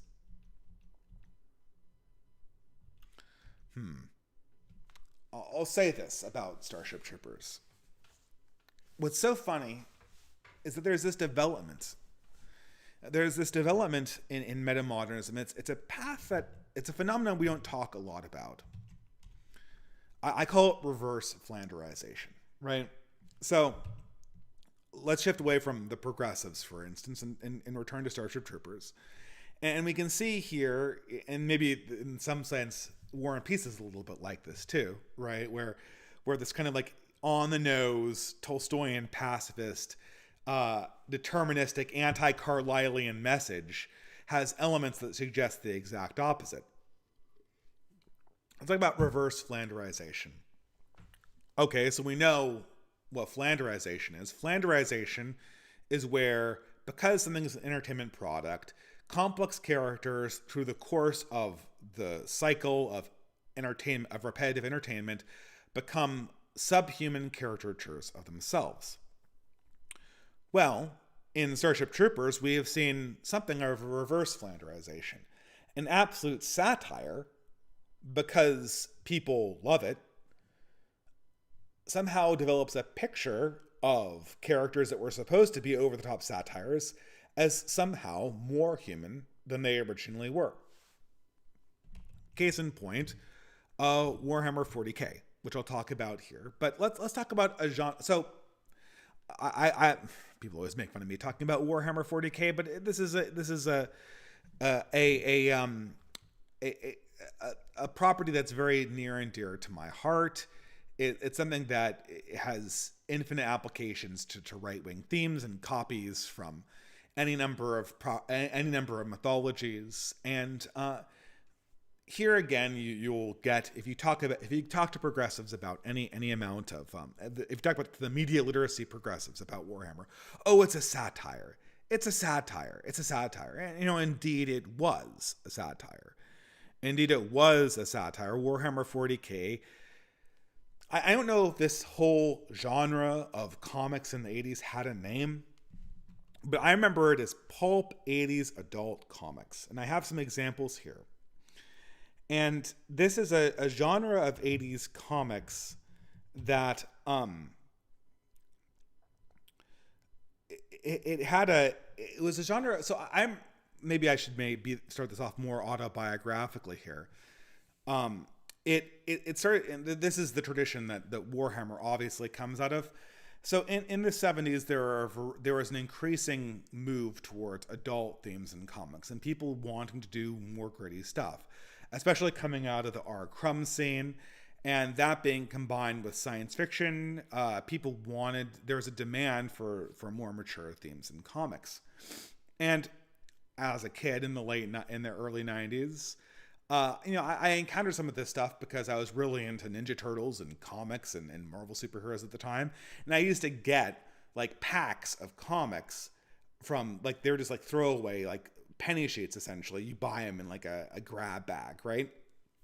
And here you can see for the first time, original Teenage Mutant Ninja Turtles by Eastman and Lard. Cerebus comics, which I'll explain, and then like things like Judge Dredd and Call the Conqueror. These things are totally inappropriate for children. I'm surprised they put them in a grab bag. But it's amazing because you look back at the old Ninja Turtles, and it's bloody. I remember reading it, and like the Ninja Turtles throw stars and like they slit someone's jugular. Like they break someone's neck and blood comes out. It's actual like stuff from ninja movies type deal. It's mature stuff. And, Cerebus is another example, right? And Ninja Turtles was like, it was a violent comic. It was certainly targeted at a more mature audience before it got Disneyfied. And I remember that very prominently as a little kid saying that before it became a cartoon on Fox Kids. Another one that I remember was Cerebus, the Aardvark, which I could probably do an entire show on this one. This is another kind of spin-off from Conan the Barbarian, where Dave Sim was the comic creator, and it was a satire of Conan the Barbarian. Spun off because originally these mature Marvel comics, Conan was their bread and butter. They were highly inspired by weird tales. They were very, very bloody. And of course, Conan and Call and Solomon and Kane were right up there with the bloody adult stuff. And so Cerebus was a parody of that, where David Sim inserts an aardvark into a Conan the Barbarian comic. Now David Sim was a complete misanthrope. He was not only a misanthrope, he had huge problems with misogyny, and he struggled with his Catholic faith. So, half of these comics express this deep hatred for God, for women, for humanity itself. And he's all trying to tell this story. I mean, Cerebus, the comic, if you read them, they're just fucking, they're just completely nuts. They're completely nuts. The author is dealing with some deep, deep religious problems and marital problems and problems experiencing his own manhood. And they're all expressed through a talking aardvark as a satirical send-up of Conan the Barbarian. I have no idea what to make of this comic other than to recognize it as part of this kind of bloody adult satire. And the same thing is true for things like Judge Dredd. That's another good example, right? This is, again, British, like Warhammer 40K. I could also throw in here Tank Girl too. And what is Judge Dredd? Judge Dredd is like this absolutely bloody police officer who blows people away in the most brutal, unforgiving manner possible, as a send up to the heavy policing of the Reagan and Thatcher regimes. Or I would call them everyone can be a regime, even though I'm borrowing leftist language when I'm saying that, right? Everyone's a regime, right? It's a send-up of police brutality, and Judge Dredd is this faceless cop from a post-apocalyptic future who's judge, jury, and executioner, and he just goes around blasting people, right? He has zero sense of humor, and it's a send-up of the police. Okay, and in this pattern, you also have Warhammer, right? And Warhammer... And people don't remember this. I mean, Warhammer originally was a miniature game, an extension of the fantasy line from Games Workshop. And they essentially copy-pasted their fantasy concepts into their sci-fi. I mean, the thing with Warhammer is you see, again, the glorious 1980s comic style of the arch-violent satire. And people don't remember this, but before the lore was developed in Warhammer... the Space Marines, they just needed an excuse to have knights in space and to have goblins and elves in space. So these weren't really a highly sophisticated, developed concept. They're like, okay, well, we need to have Space Marines. And here they are. And they're big and they're badass. And they all look like roided out Arnold Schwarzenegger. And on the fly, they came up with this idea that the Space Marines were superhuman. They're genetically engineered superhumans. They followed I don't know, the Emperor. That sounds cool. You know, it sounds similar to Star Wars. Let's make it the Emperor. Cool. They're all following the Emperor, and they're these roided out superhumans. And so, if you read the original lore in Warhammer, the Space Marines are like these Dolph Lundgren types. They may be immortal, and they're knuckle draggers. They're morons. They bully people. They're trigger happy. They have no concept of time or reality or sacredness. They're fighting against the Chaos Space Marines, which are even their more comically overblown evil counterparts, who are essentially the same thing as them, but they follow the devil. And so therefore they are evil. They are the chaos versions of them. And and that's more or less the plot. Now you have an excuse to have big roided out guys in power armor with machine guns blow away aliens in a tabletop game. And that's perfectly good. Okay, but what happens to these properties like Cerebus? Originally it's a Conan the Barbarian parody. It becomes a satire of human society and religion. What happens to Judge Dredd? What happens to Warhammer 40k? Well, what happens is reverse Flanderization. These are designed to be parodies, but then fans fall in love with them. They're like, okay, I really love this world of Warhammer 40k. So now I know I have like my Space Marines, and okay, fine, they're knuckle draggers. They're boneheaded Dolph Lundgren lookalikes that are worshiping this emperor, which we've never seen, and fighting orcs with guns and other Space Marines from hell. What is it like to live in that world? What are the Space Marines thinking? Oh, they never die, so they live forever. So they've seen ages and ages and ages of fighting, and they're fighting against and the Imperium is brutal, but they're fighting against the forces of hell. They're fighting against aliens that want to devour everyone. And when you start, and how do they relate to other humans? Okay, they're bullying them. In the original Warhammer 40k, the Space Marines they bully the smaller humans like they were the football players at a high school, they have lockers, but they might as well. They just take everything and screw the civilians. Is that really how you think? As a 10,000-year-old Space Marine who spent his life fighting for humanity, would you really, if you spent your entire existence fighting for humanity, would you really feel? I mean, you might feel superior to humans, and indeed they do, but would you really feel like you needed to put them down just to feel good about yourself, like a playground bully does? And the same thing is true for Judge Dredd. Judge Dredd's this brutal police officer, blasts everyone. Okay, well, it's a post-apocalyptic world. Gang violence is everywhere. You're a cop, really a military junta, trying to establish order so humanity can survive. Isn't there a deeper story there? Isn't there justification there? Isn't there something that means something more? Well, of course there is. Humans wouldn't think this way if they were put in this situation. There's something that's deeper and more poetic that must be going on in their minds. And so slowly, Judge Dredd goes from being a psycho cop to being a tragic character, a character that is left in an impossible situation where they're the only boundary between chaos and order.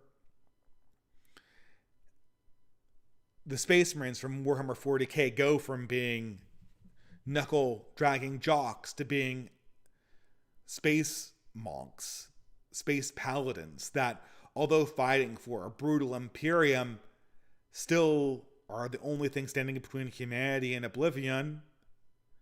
And if they're fighting in the name of humanity against oblivion, there's nobility there.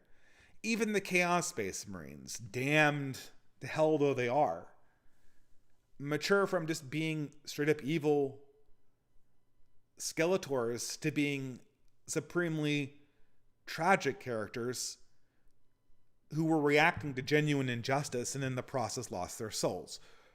Reverse Flanderization has occurred because of the humanity necessarily invested in a world that people actually believed in. Because people wanted to see something human in these worlds, and they ended up backing out something that was real.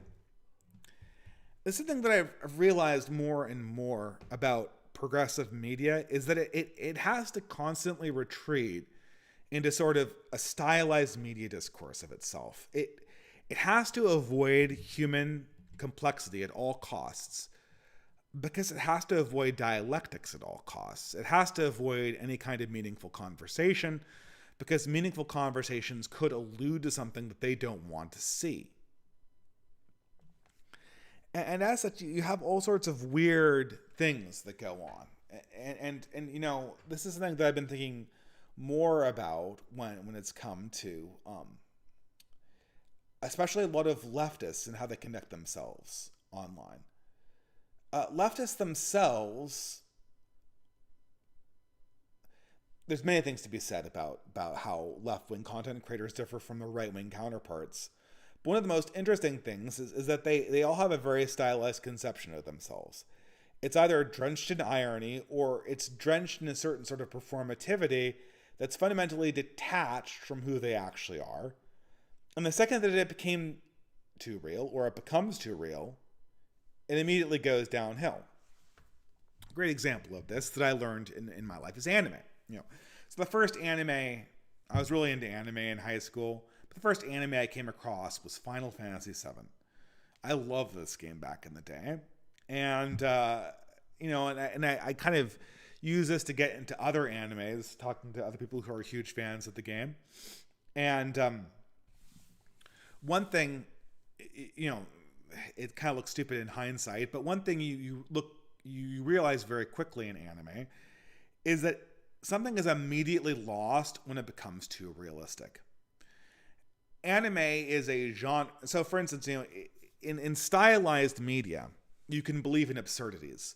So, for instance, in the stylized version of Judge Dredd, where he's a psycho cop blowing everyone away, or in the stylized version of Warhammer 40k, where the eternal protectors of humanity are playground school bullies, like, it kind of makes sense in an insane kind of way. Like, the universe is insane. Humanity's insane. Everyone in this entire universe is insane, right?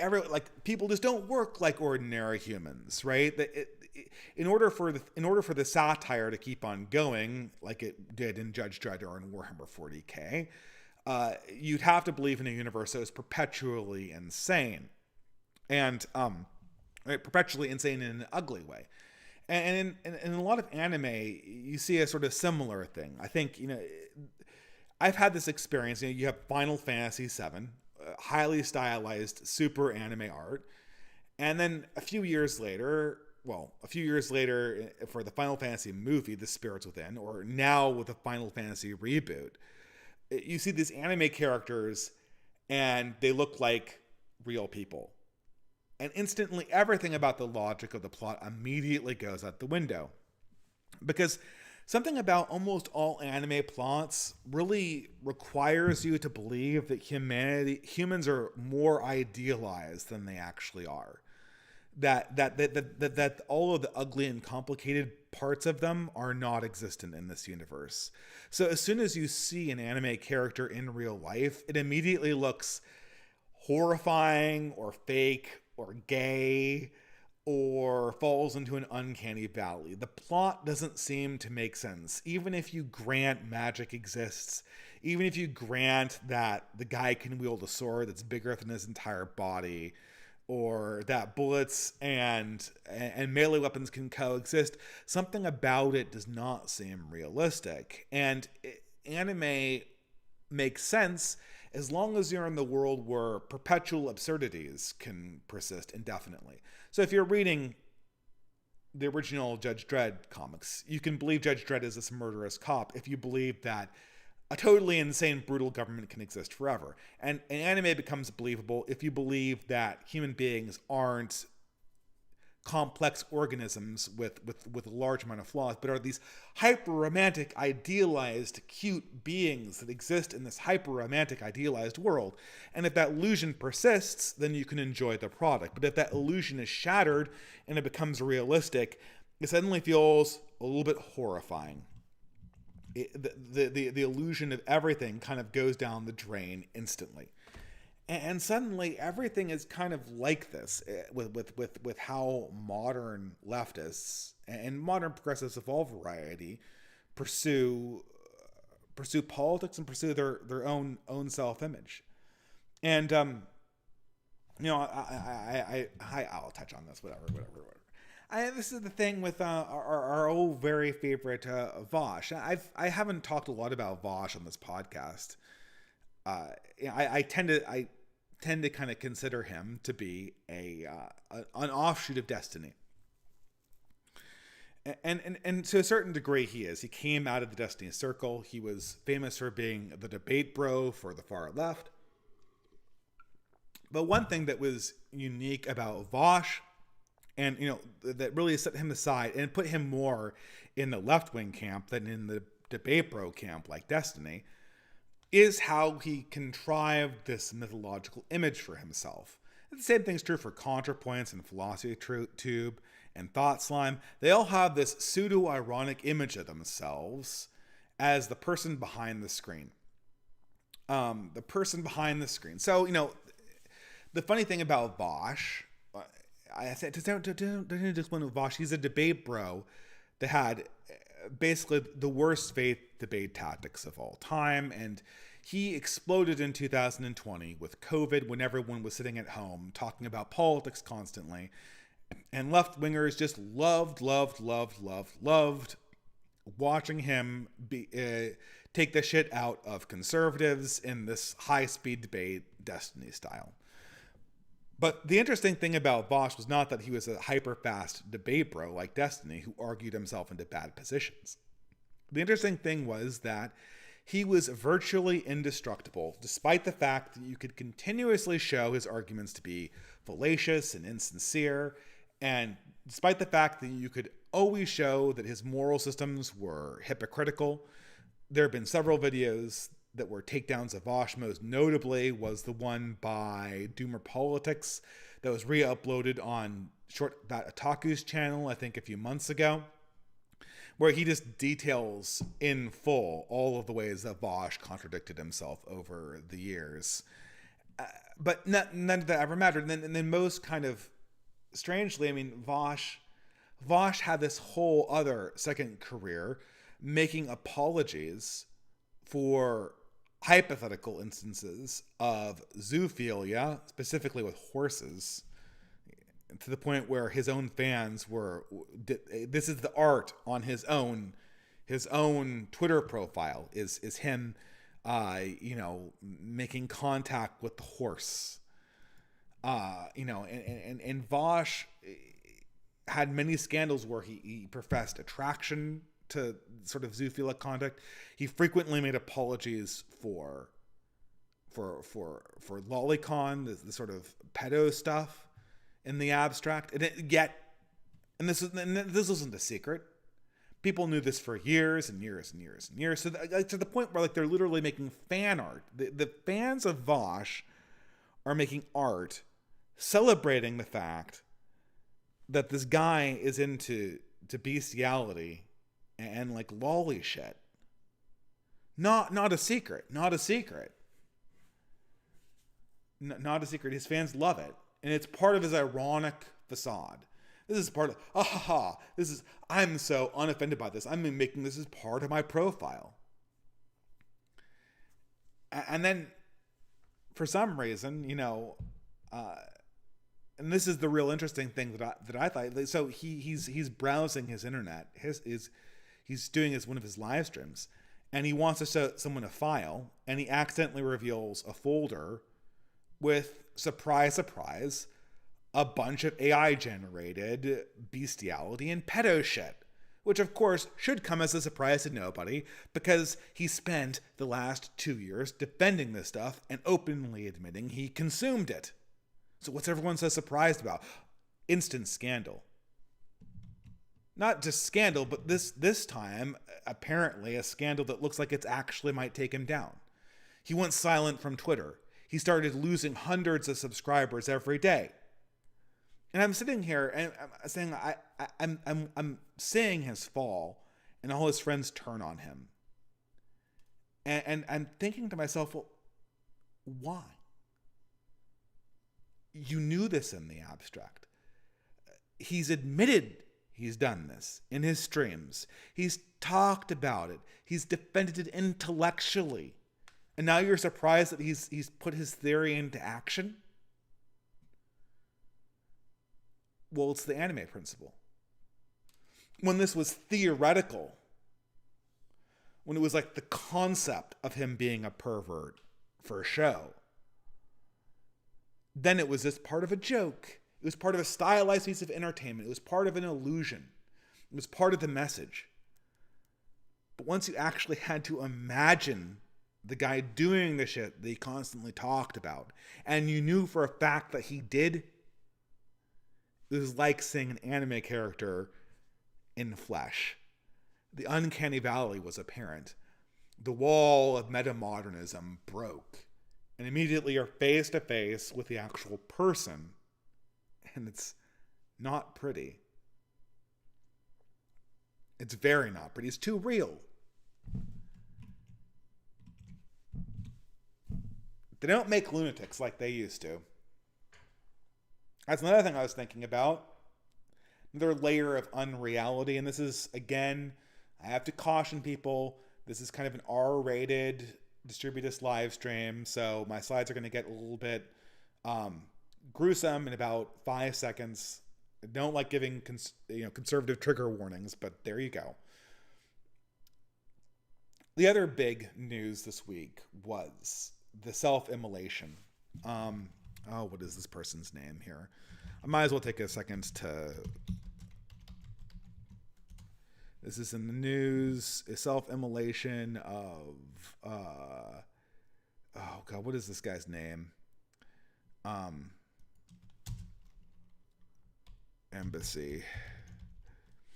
If I can look... I don't want to get this damn guy's name wrong. Okay. Aaron Bushnell. You know, and I had the misfortune of watching this video in its extended period. This young man who was essentially an airman of some variety, and we know from his social media profiles, a complete progressive, carries a can of gasoline to the to the Israel embassy, and then in protest of Israel's war against Gaza, self-immolates. I don't know what to say about that. Why I do know what to say. Otherwise, I wouldn't be talking about this. There's something that's just deeply wrong about all of this stuff. About all of this. Obviously, Bushnell was copying other people who self-immolated. The most famous self-immolations were by a set of Buddhist monks who were protesting the South Vietnamese Catholic government at the time, who they felt were discriminating against Buddhists in the country, which I don't even think was true. But at any rate,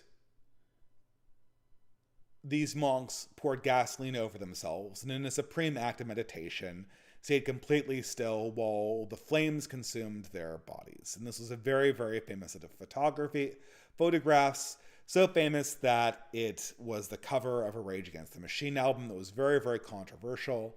I used to own that album, and it's a horrifying picture.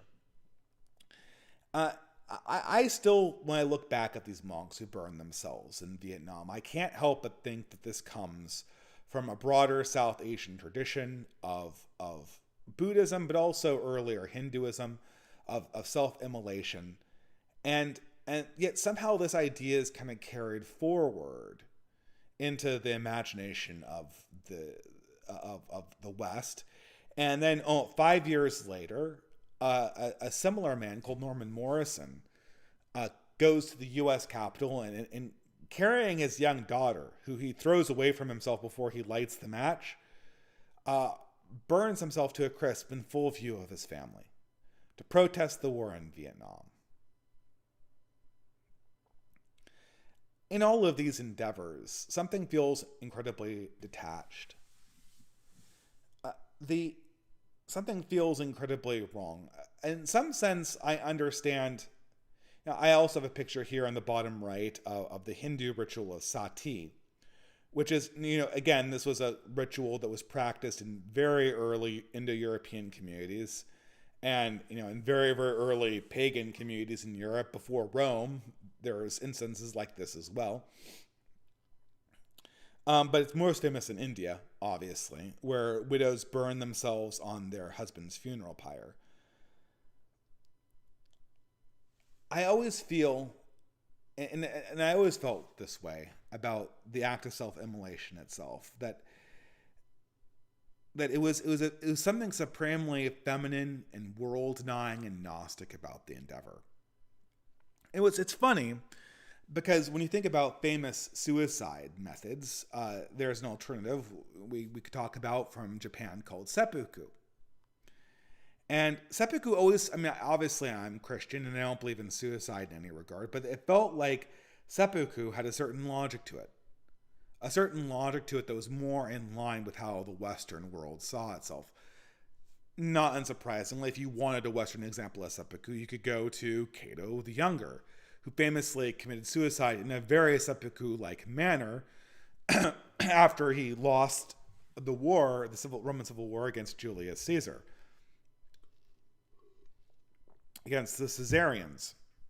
And although I kind of morally objected to those deaths more, something about them felt more understandable.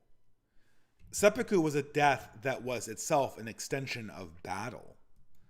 It felt, not to mince words, like this was a step you were taking as a final battle against the self. Like, you could not fight anymore, therefore the only honorable way was to inflict death upon yourself in a military fashion. And that was the natural conclusion of the war. Whereas self-immolation always feels, like a denial of the world rather than an acceptance of it, hiding behind a veneer. And it also feels incredibly performative and incredibly fake. For instance, I remember seeing documentaries about sati.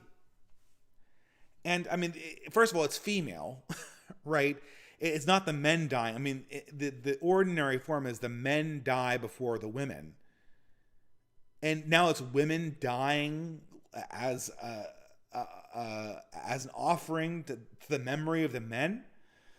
These women essentially were first of all, it's heavily romanticized, which is always like, oh, we're seeking out. It's like we're seeking out martyrdom. We're seeking out suicide. And so these women were all gung-ho for it before, and then they were drugged and socially pressured into burning themselves up, and everyone watched them. It wasn't private. It wasn't for some kind of religious ceremony. It was a spectacle. The Buddhist monks were denying the world. The women who burned themselves in sati were essentially being used as an entertainment product.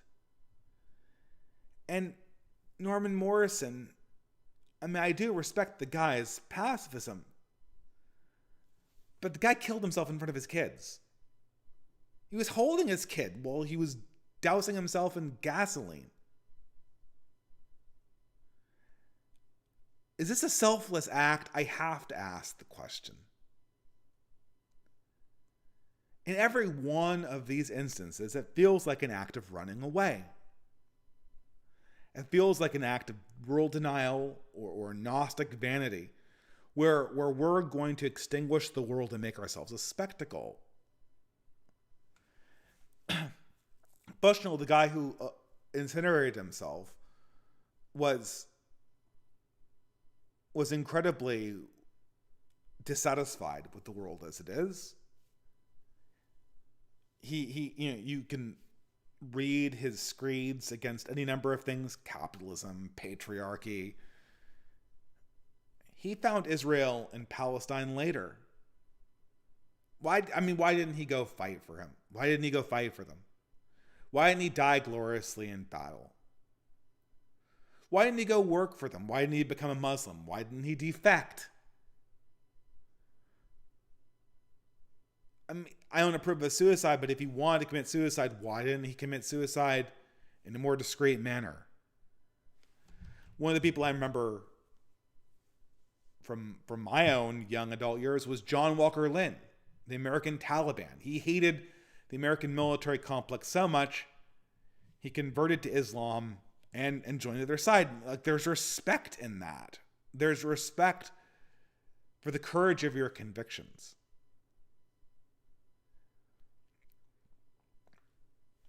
I feel like we're seeing in the self-immolation of Bushnell the ultimate manifestation of the Bugman death drive. Dialectics is life. When we go out into the world and we interact with people and we have new experiences and grow, that is how we fully come in contact with ourselves as human beings. And it's harmful and it's hurtful. And it feels bad. And it's fundamentally outward looking too, I should say. War is outward looking. I'll say that's one good thing about war, is at least you're looking for something outside of yourself when you're doing it. But now we have a group of people in the modern man who are terrified of really their own existence. They're terrified that they're going to go outside of reality and they're going to encounter a mirror of themselves. They're gonna find something that forces them to confront a reflection of their own existence, and they're gonna have to come to terms with the people that they actually are. And everything in our modern society is designed to stop that from happening, because the Bugman wants the entertainment product cycled over and over and over, again and again and again, without any growth, without any introspection. Because they don't want something to begin. They want something to end. They want life to end. They're addicts. We've all become addicts of these entertainment products. And these entertainment products essentially want to delete the real world from existence. We want the same comforting thing again and again and again. And I recognize this in my own tradition. In a certain extent. There are people who sought martyrdom in the early church, and those people are condemned by the early church fathers. Never seek martyrdom. And wouldn't you know it, most people who sought martyrdom couldn't go through with it. The only people who were true martyrs were the people who tried everything they could to preserve life until they were forced into an impossible situation where they had to accept it. They fought for life and not death. And that's what I see everywhere in our modern enemies.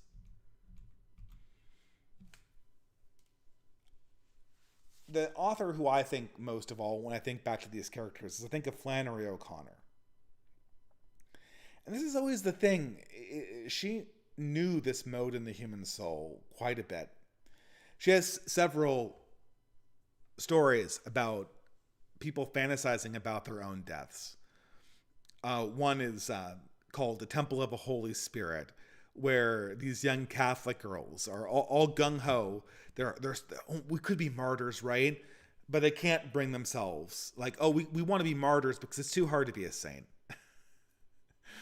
Being a saint involves being nice to people. But being martyrs, you just have to die. You just have to experience one moment of uncomfortable experiences, and then it's eternal glory from there on forward. And Flannery O'Connor mocks this.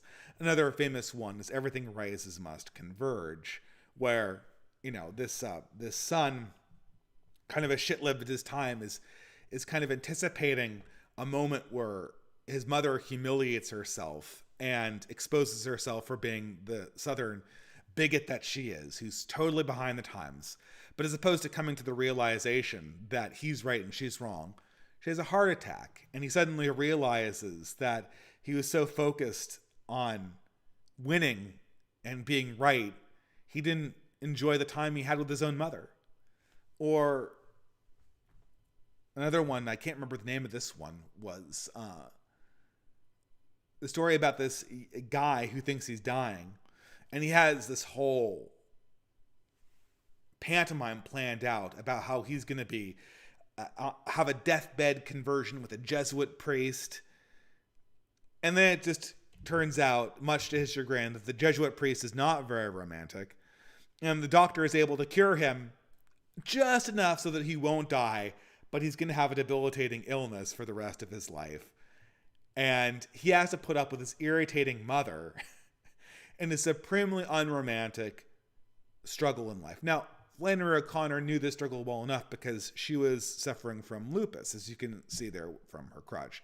She owned a peacock farm in, she was born in Savannah, Georgia, but I think the peacock farm was somewhere in the boonies or whatever. And so she was all her life kind of struggling with her constraints, the knowledge that her death was imminent, and the knowledge that her life was in many ways as it wouldn't be.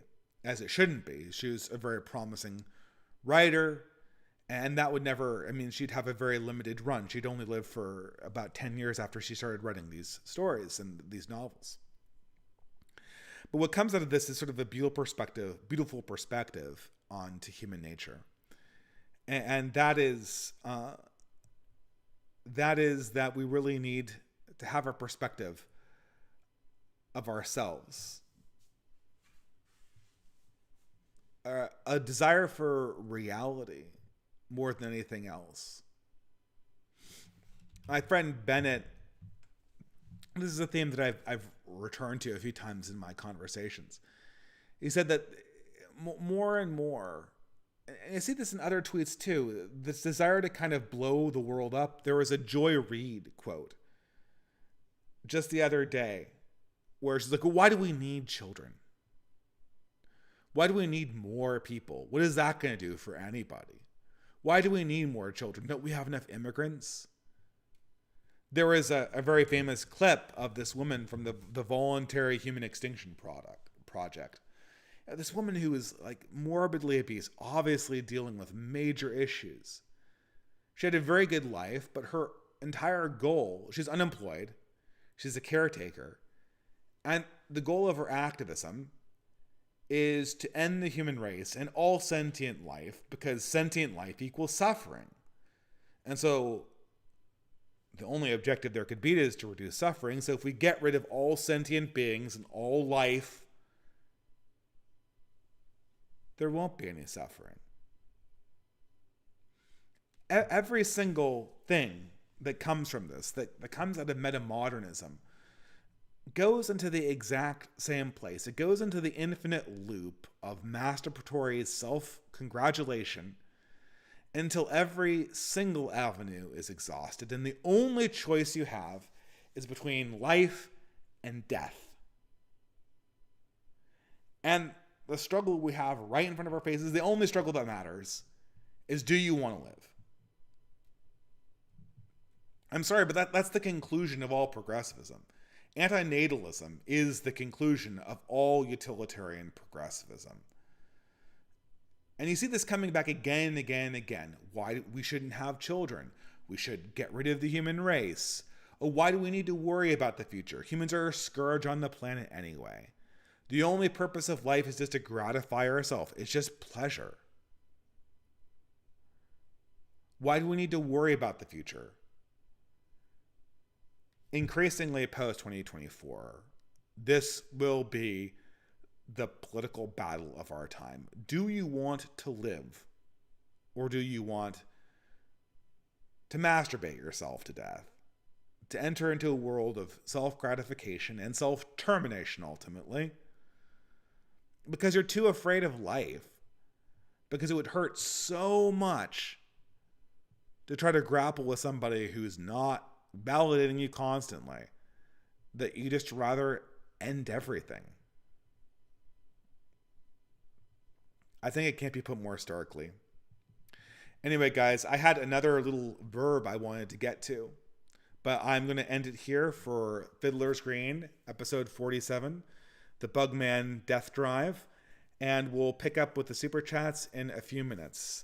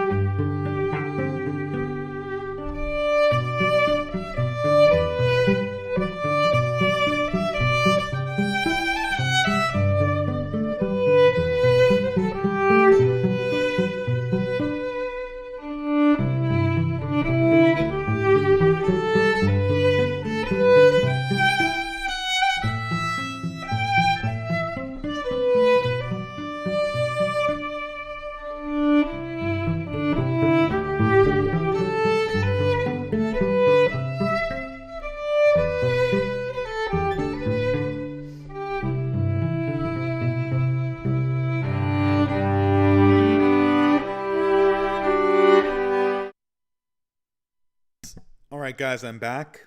So, again, I've gone over time, so I'm gonna hopefully get through these entropy chats fairly quickly. Um, let's make sure that this entropy stuff is working. That's always bad if it's not. All right, perfect. Yeah, this was a little bit less. I'd say it's a little bit less. I threw together a talk, and I had actually a bunch of more stuff to say, but it's just getting way too late, and I need to keep these things more in the 2-hour range and less in the 3-hour range for the monologues, especially as my voice is going.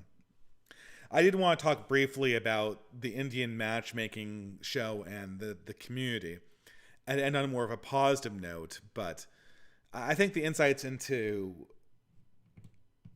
the nature of the death drive is sort of that put a finer point on it. So I'll continue on. Ben White for $15 USA. Hi Dave, my annual bonus hit. Well, thank you very much. How does one interview well? Of the few jobs that move me to interviews, I struggle to ask the interviewers the right question. I asked my interview today if he started at the position I was aiming for, and he seemed offended. I didn't check his LinkedIn beforehand. These days everyone's expecting you to constantly check LinkedIn, which I kind of find that really kind of like weird that we're all checking each other's social media profiles behind each other's back. That's standard business practice right now. And I don't know. I don't think asking him whether he started at his job is a wrong question. To say something like, I checked your LinkedIn profile and it didn't immediately say where you started in this company, or I couldn't find where you started in this company. Do you start in this general role, or blah, blah, blah, blah, blah. You could say that, right? But these days, everyone expects you to check their LinkedIn profile. But if you want a good question to ask them, I don't know. I always like very personal questions, like, what do you like the most about working here? Get them to sell the job to you. That's my philosophy. Because if you ask them a hard question in return, they'll respect you for that. And if you act like you have demands and standards and you're evaluating whether you want to work there, that immediately puts it kind of reverses the situation and makes you sound less desperate. So ask what they like working about, what's their favorite thing about working there. Oh, what do you think is, I don't know. You could ask about the benefits. That's not the worst thing to ask about. Ask about a recent project they've worked on. Ask if there's a project that they felt very proud about working on. I might resist asking them questions like, what makes a good employee? Because that sounds a little bit desperate. That sounds like something that they would ask you, like you can infer that. Try to ask about what you're going to get from this. Remind them that this is a transaction after all. So I know that's my best guess for that. But thank you very much, Ben White. Kyon Kurji for $5 USA. Been reading The Fountainhead. It's like eating a gourmet soup with hair in it. Do you think that Rand's prose itself can be dull? Also, if Howard Rourke existed in the real world, the system would eat him alive and he would not beat it. Yeah, I mean, the Ayn Rand does not translate very well into our time because there are just so few heroic individuals in this age that you can look to. One thing I never found, Ayn Rand's prose is very exciting. It's like very easy to read. It's like Pulp Fiction. That's one thing that I absolutely do not fault Rand for. She does not have boring prose. But, I mean, you know, she's so ham-fisted with her characters. They don't develop properly. They're not human. And moreover, as you're pointing to right now, it's a totally inappropriate perspective on our time. What's apparent now that was not very apparent in Rand's time is just how much the giants of the early 20th century were born out of the traditionalism of the 19th century.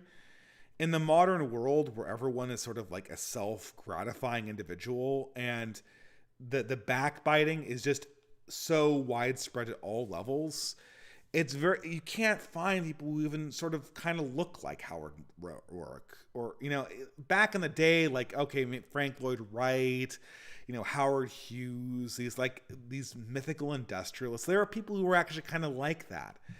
These days, everyone's just so petty. Even Jeff Bezos is so incredibly petty. Elon Musk, maybe a little bit.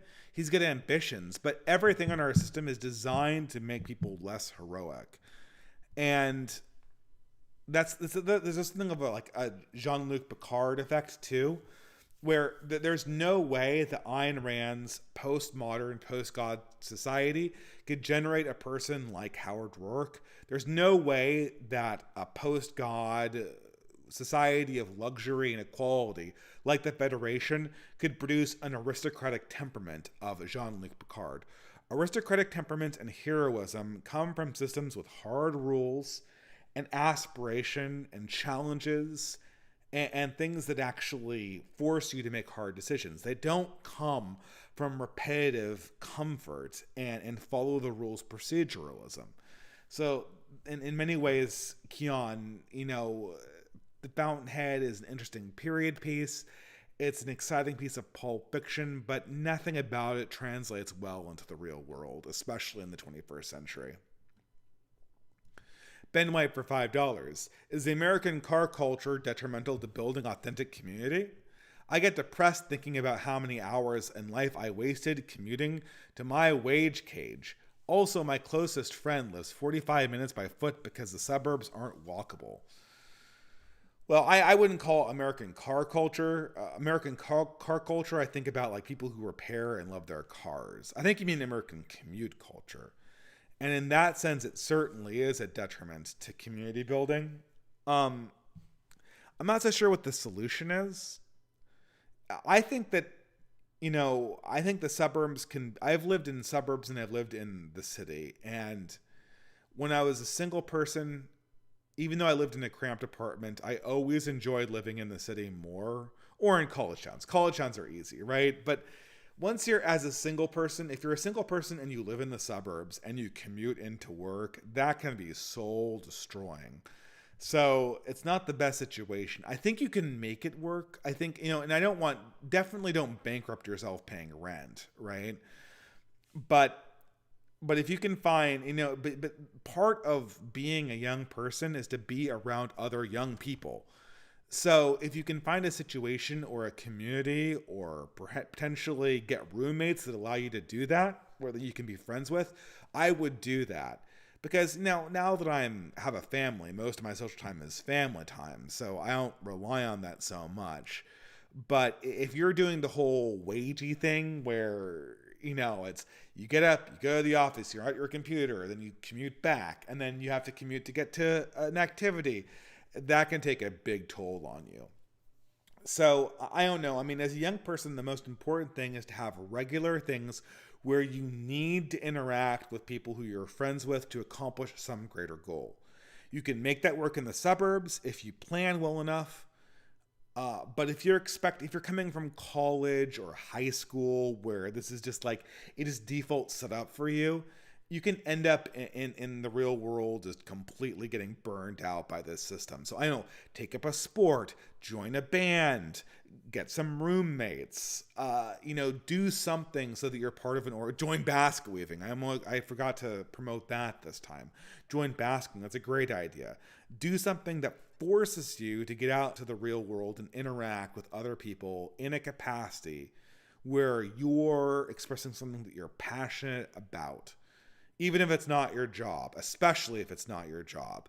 That's the only way that you can really kind of feel like you're thriving as a young person and take the necessary steps to get to the next stage of your life. And, we can, the logistics though can differ. And I think that there's a way to make that work even if you are in the suburbs, but you have to be very, very careful about how you manage it, right? I don't know what the solution ultimately is.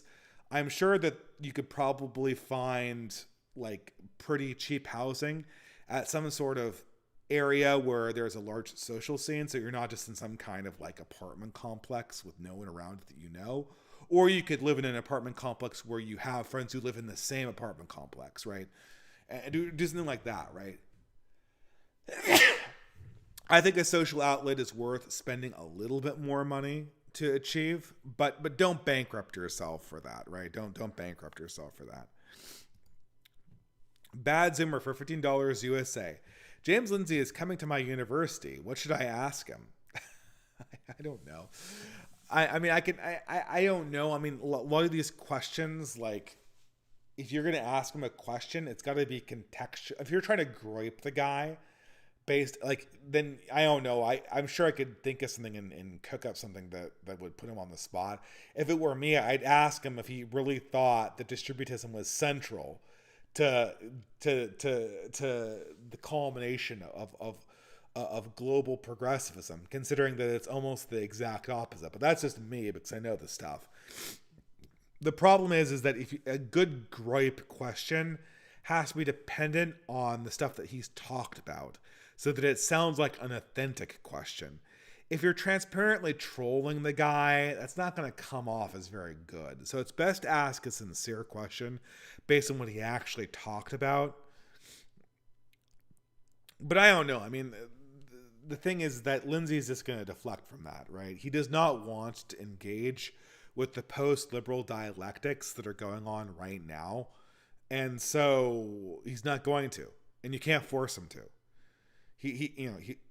I mean, you can make him look stupid by asking him a trolley question, like, how is distributism responsible for wokeness? But I mean, he's gonna laugh it off or just dismiss it as a trolley question because you're trolling him. And as for a sincere question, I mean, this guy blocked Sargon of Akkad. This guy barked.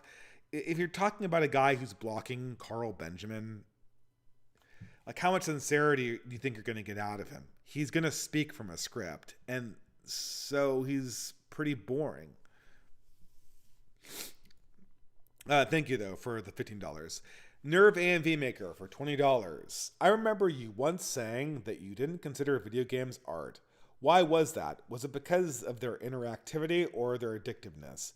I personally think video games get a bad rap. In my experience, people who were big gamers when they were young are far more well-adjusted than those who consumed young adult novels or anime.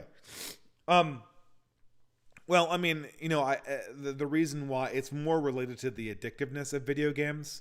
So just as in Jon Stewart, right? The priorities of Jon Stewart and of all metamodernism are to keep you hitting the self-gratification button. So metamodernism, when it's put inside of a market, eventually becomes a giant self-validation machine. It pays to not challenge your audience or push them in a productive direction, so that they keep on coming back for more, and it pays to have characters that remain perpetual adolescents in your media, like Finn from Adventure Time or Homer Simpson. So you eventually Flanderize or Mary Sue all of your characters. With video games, it's similar, and the quintessential one I go back to always is BioShock Infinite. BioShock Infinite wanted to be art, but it also wanted to be a first-person shooter. And it's very hard to think of a video game where the gameplay dynamics aren't fundamentally at odds with its message or its story or its art. I mean, I've heard Dark Souls maybe does this well. You know, I get the sense that Dark Souls is a deeply sort of Spenglerian-inspired universe. It's a dying world, and of course, all dying world genres of fiction have a certain Spenglerian element to them, or a certain ancient fatalistic element to them that calls back to Greek tragedy. But art needs to have like a beginning, a middle, and an end.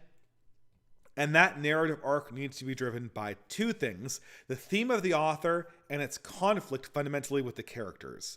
Once you introduce a third element in there in the mode of like the meta-modernist, that third element is going to, I mean, it's not just to make it impossible to be art, but it's going to gravitationally drag the narrative down to be ever more self-gratifying and less provocative and less challenging to the reader. Which is why, again, the internet age has struggled so deeply with coming up with challenging art that just didn't devolve into fan service. Video games feel that, but more distinctly, which is why it's not impossible for video games to be art, but it's very, very hard for video games to be art. As for why the kids from high school were better adjusted, who were playing video games, well, I mean, it's because the type of the people who play video games, if I were to fathom a guess. I mean, I'm sure I played video games, and I also read young adult, and I also read anime.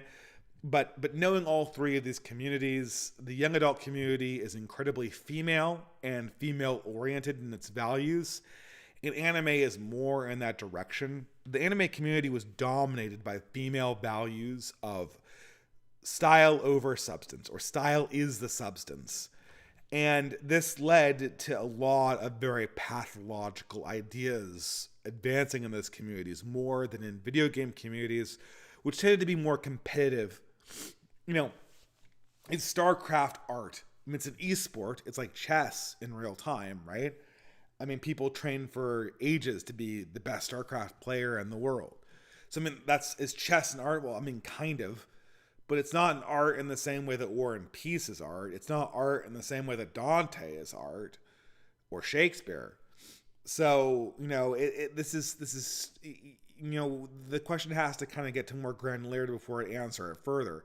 But the ultimate problem is the addictiveness. It's in the addictiveness and the gameplay interfering with the message that's trying to be communicated. Darth Kilhoun for $5 USA.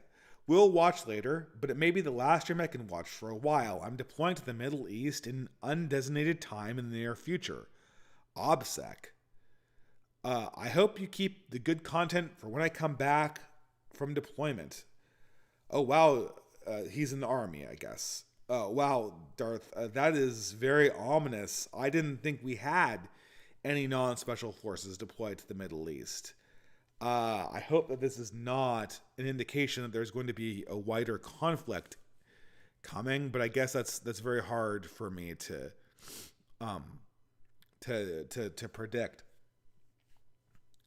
But anyway, that's interesting.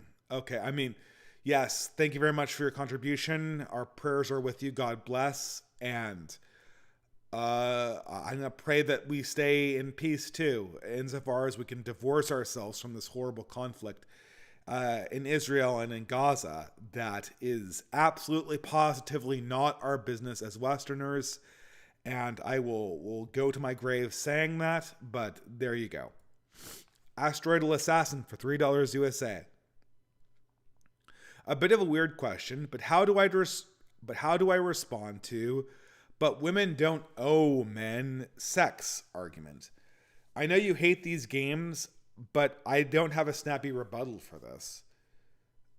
Okay, I mean, I don't know. I mean, they're trying to, I mean, you understand that women don't owe men sex is a frame game.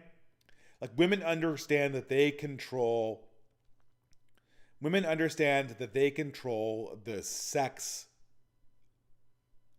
in society. They understand that they control that knob, so that putting forward this statement, they're framing it as you are seeking something from them. And I mean, the response is that men don't owe women their cooperation. Men don't owe women marriage. No one owes anything according to this framework. But I happen to believe that both men and women owe the world a future generation.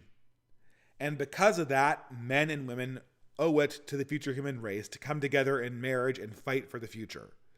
That is the only thing that we owe. So I don't know. I mean, are you in a debate with somebody? The problem with these abstract questions is that, like, I don't know the context. I'm quickly running out of my voice. You can hear my flu symptoms returning as this thing edges into the third hour. But the main problem with answering these questions of, like, how do I respond to this argument, is that a debate is never about the arguments. A debate is about the people in the debate.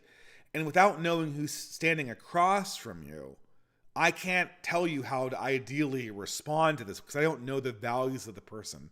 on the other side of this argument. If you're talking to Rad Fem Hitler, like, I don't want sex from Rad Fem Hitler. I would be happy if Rad Fem Hitler went and joined a convent for the rest of life. And to be honest, she'd be happier in a convent, in my honest opinion. The first thing to understand in a conversation is, do humans owe anything to anybody? If the answer to that is no, then of course women don't owe men sex. No one owes anyone anything. But for us non-nihilists, who are the only people who I care to talk about, we owe the future generations a family life. And for this purpose, men and women will come together. Men don't owe women anything, women don't owe men anything, or maybe they owe everything to each other. The whole frame of this question is poison. And so you have to break it somehow, but without knowing the values of the person on the other side, there's not going to be a definitive answer for this. The definitive answer is just to say, yeah, I don't owe you a conversation. I don't owe you anything. It's that simple, right? I mean, do women owe their children anything? Did they believe that? Does this person believe that women owe the children, the unborn children or the born children they conceive, anything in the future, or are we all just Mad Max? And if women owe children that care, do women owe their children a father? And you can kind of proceed in that way. But of course, that presupposes some kind of classic ethics or Christian ethics or Islamic ethics in your case, perhaps, that say humanity is good, a family is good. And without that, you cannot unravel this argument. If the person is presenting as a nihilist, the only life-affirming response to nihilism is to smash it like a snake.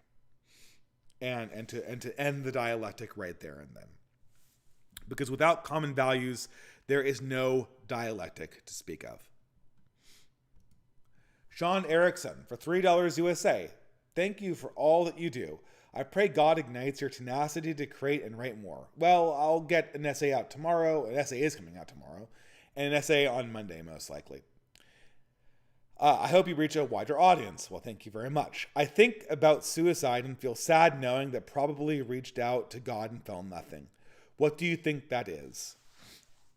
I think about suicide generally, not your own suicide, I presume, Sean. And I feel sad knowing that they probably reached out to God and felt nothing. Why do you think that is? Well, according to the Catechism of the Catholic Church, we cannot know in the case of any given suicide whether the believer in their last moments of life was not contacted by God and did not repent in their last moments. So I do not believe we need despair about any given soul, even if that soul committed suicide. We do not know in the final moments whether there was not an extraordinary repentance. So even as Catholics, we cannot know the full magnitude of God's ability to forgive. So I highly urge not dwelling on despair for the souls of the men and women who committed suicide. Although this is not doctrine, Dante very famously saw Cato the Younger, whose suicide is discussed at length in this talk, at the gates of purgatory, meaning that Cato the Younger, despite not believing in Jesus, was saved, the only pagan to be saved. So even Dante believed in extraordinary forms of salvation, which I believe in myself. So I don't think that we should despair of that.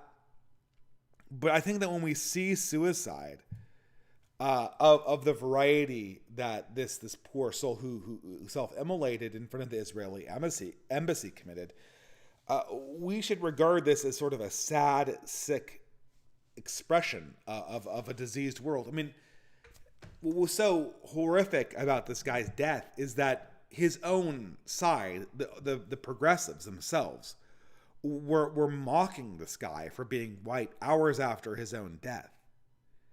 His sacrifice was not even being respected by his own political team because he was not the right color. And this is and that's to be expected, right? Because this whole act of self-immolation, in almost all of its instances, it's not a genuine desire for martyrdom. It's a performance. So of course, what do millennials do when they see an online performance? They go and they rate it. They react to it. But martyrdom doesn't need an audience of reaction. It needs people to kind of witness it and remember it for what it is. But when you're so clearly courting an audience, as with this guy, and as with a lot of other people who have self-immolated, I feel that Norman Morrison was courting an audience as well. I mean, why did he, if he sincerely believed as a Christian that he was being a martyr, why did he bring his kid to the self-immolation? That kid was scarred for life. I guarantee it. And if he hadn't properly done it, he could have killed his kid too. I don't think that these actions are at all self-sacrificial in the way that we would ordinarily imagine them. It would be more self-sacrificing to become a saint, but we can't try to become a saint. We can't try to join the other team because that would involve showing the world who we were in that moment. And actually exposing ourselves to life rather than embracing death and our role as an entertainment product. So I don't know. I mean, we can feel pity for him, but we should not feel despair because there always could be extraordinary salvation. Bad Zoomer for $5. God rest his soul, but out of your 4 horsemen of the modern apocalypse, which of the men set himself aflame? Which one is the man that set himself aflame, a victim of? So the 4 horsemen of the apocalypse were fake, gay, cringe, and retarded. And anybody who sincerely castrates themselves or destroys the future because it's a mode of affectation is gay. Fakers are people who don't believe what they say. People who are cringe are the people who are operating inside of an illusion that they're not aware of. And the retarded are people who are just operating as echoes of what the system desires, but are unproductively retarding everything, slowing it down. I mean that in the original version of the meaning of the word retarded. So in this case, it's kind of a gay way to commit suicide. It does nothing. It produces nothing. It does not fight for life. It fights for death. It self-terminates itself in order to concoct an image of something that looks like it is ostentatious and extreme, but ultimately does nothing but gratify the self with extreme forms of pain or extreme forms of pleasure. So, I don't know. To borrow the framework of my previous talk, it would be kind of in the Slanesh category of the 4 horsemen, so to speak. Asteroidal Assassin for $10 USA. I watched Starship Troopers. Being the most left-wing person here, I'll list off my thoughts. War is generally bad, and we shouldn't just kill things and get ourselves killed for no reason. Even if Buenos Aires wasn't an inside job, why not nuke the bugs? Foul play is involved for sure. Well, I mean, this is, you're kind of breaking the frame of the sci-fi narrative. Kind of critiquing the technology is never very good. In the universe of Starship Troopers, it was important for whatever reason for humanity to conquer these planets and not just blow the literal planets up for whatever reason. And it's also important narratively and imagistically for the Starship Troopers to be face to face with the bug enemy in combat, because without that, the whole concept of not the whole concept,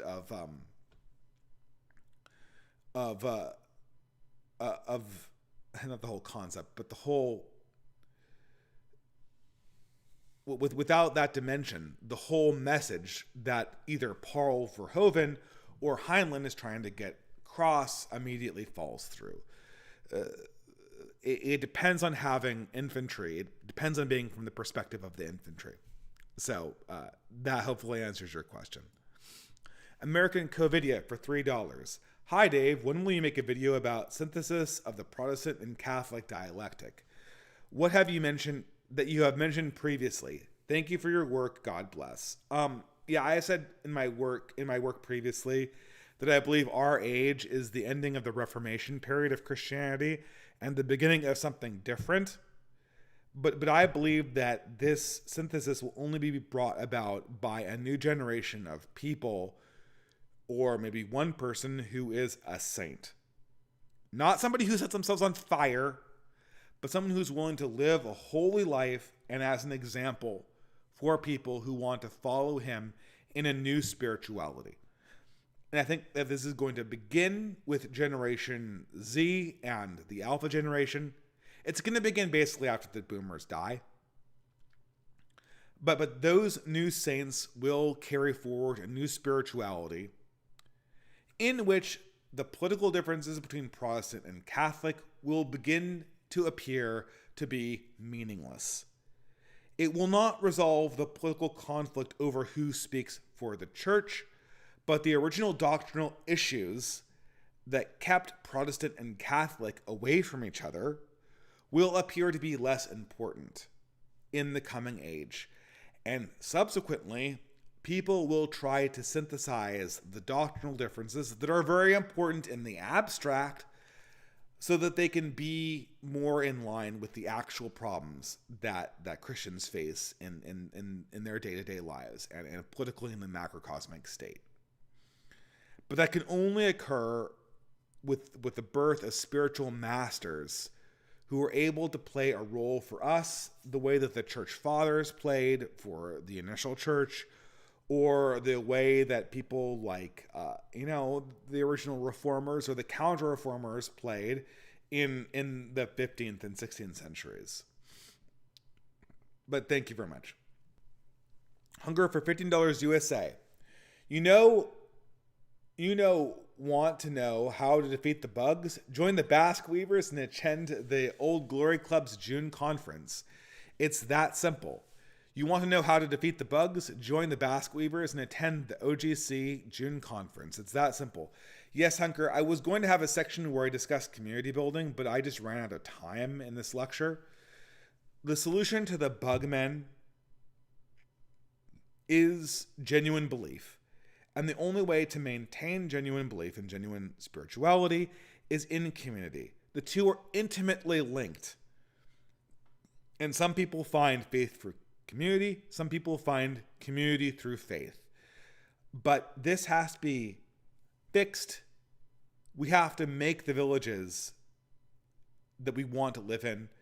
We have to strive to become the saints, not the great saints that I was talking about in the previous question, but we have to be the saints that we want to see.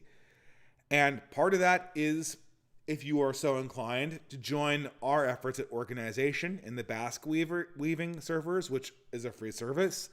DM me for details. Or if you're more interested in the intellectual and leadership dimension, come join us at the Old Glory Club June conference. And also, if you're part of the Basque Weavers, there are little mini events with speakers and community building in the locality that we're running. We're trying to get a local New Jersey and New York dinner for late spring, which we've kind of come up with tentative dates, but we're not ready to advertise for yet because we haven't made the reservations. And that's I encourage everyone to look into that, please. And also read my article on the OGC's blog tomorrow, which I'll pose a snippet on my own Substack. Asteroidal Assassin for $3 USA. Hearing about crazy immigrants has gotten me worried about visiting Europe as a Middle Easterner. Am I going to set foot there and some mind virus only affecting us makes me into a sociopath? No, I don't think so, Asteroidal Assassin. These are the typical ethnic conflicts that always erupt. And if there's going to be any pushback against Middle Easterners in Europe, it's certainly not going to begin with tourists. It's probably going to begin with criminals. So I do not think that there's a mind virus that's going to turn you into a criminal any more than there's a mind virus that will turn me into a Nazi when I set foot in Germany. Even though there might be ancestral history there. Collectives and historical phenomenon do matter, but they don't matter so much that we cannot overcome them by our own individual disposition. So, thank you very much. Trade 50 Daniel for $15 USA. The dialectic cannot be saved because we're in an age of belief. What do you think we can... Well, we're in an age of disbelief, but trying to get out of that is an act of belief, so I agree with you there. What do you think that we can do better to embrace this age of belief? Well, once more, I think we're at the end of an age of disbelief. So when I say that we are in a war of belief, what I mean is that we're in a struggle to rekindle belief in an age of disbelief. So,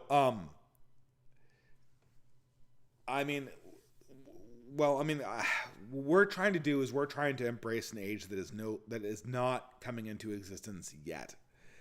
And I think that the best way to do that is to build community and to model this in the real world, and then try to, however is appropriate and without poisoning the real, present this dialectically in how you interact with people in the online world. That's the only way to do it.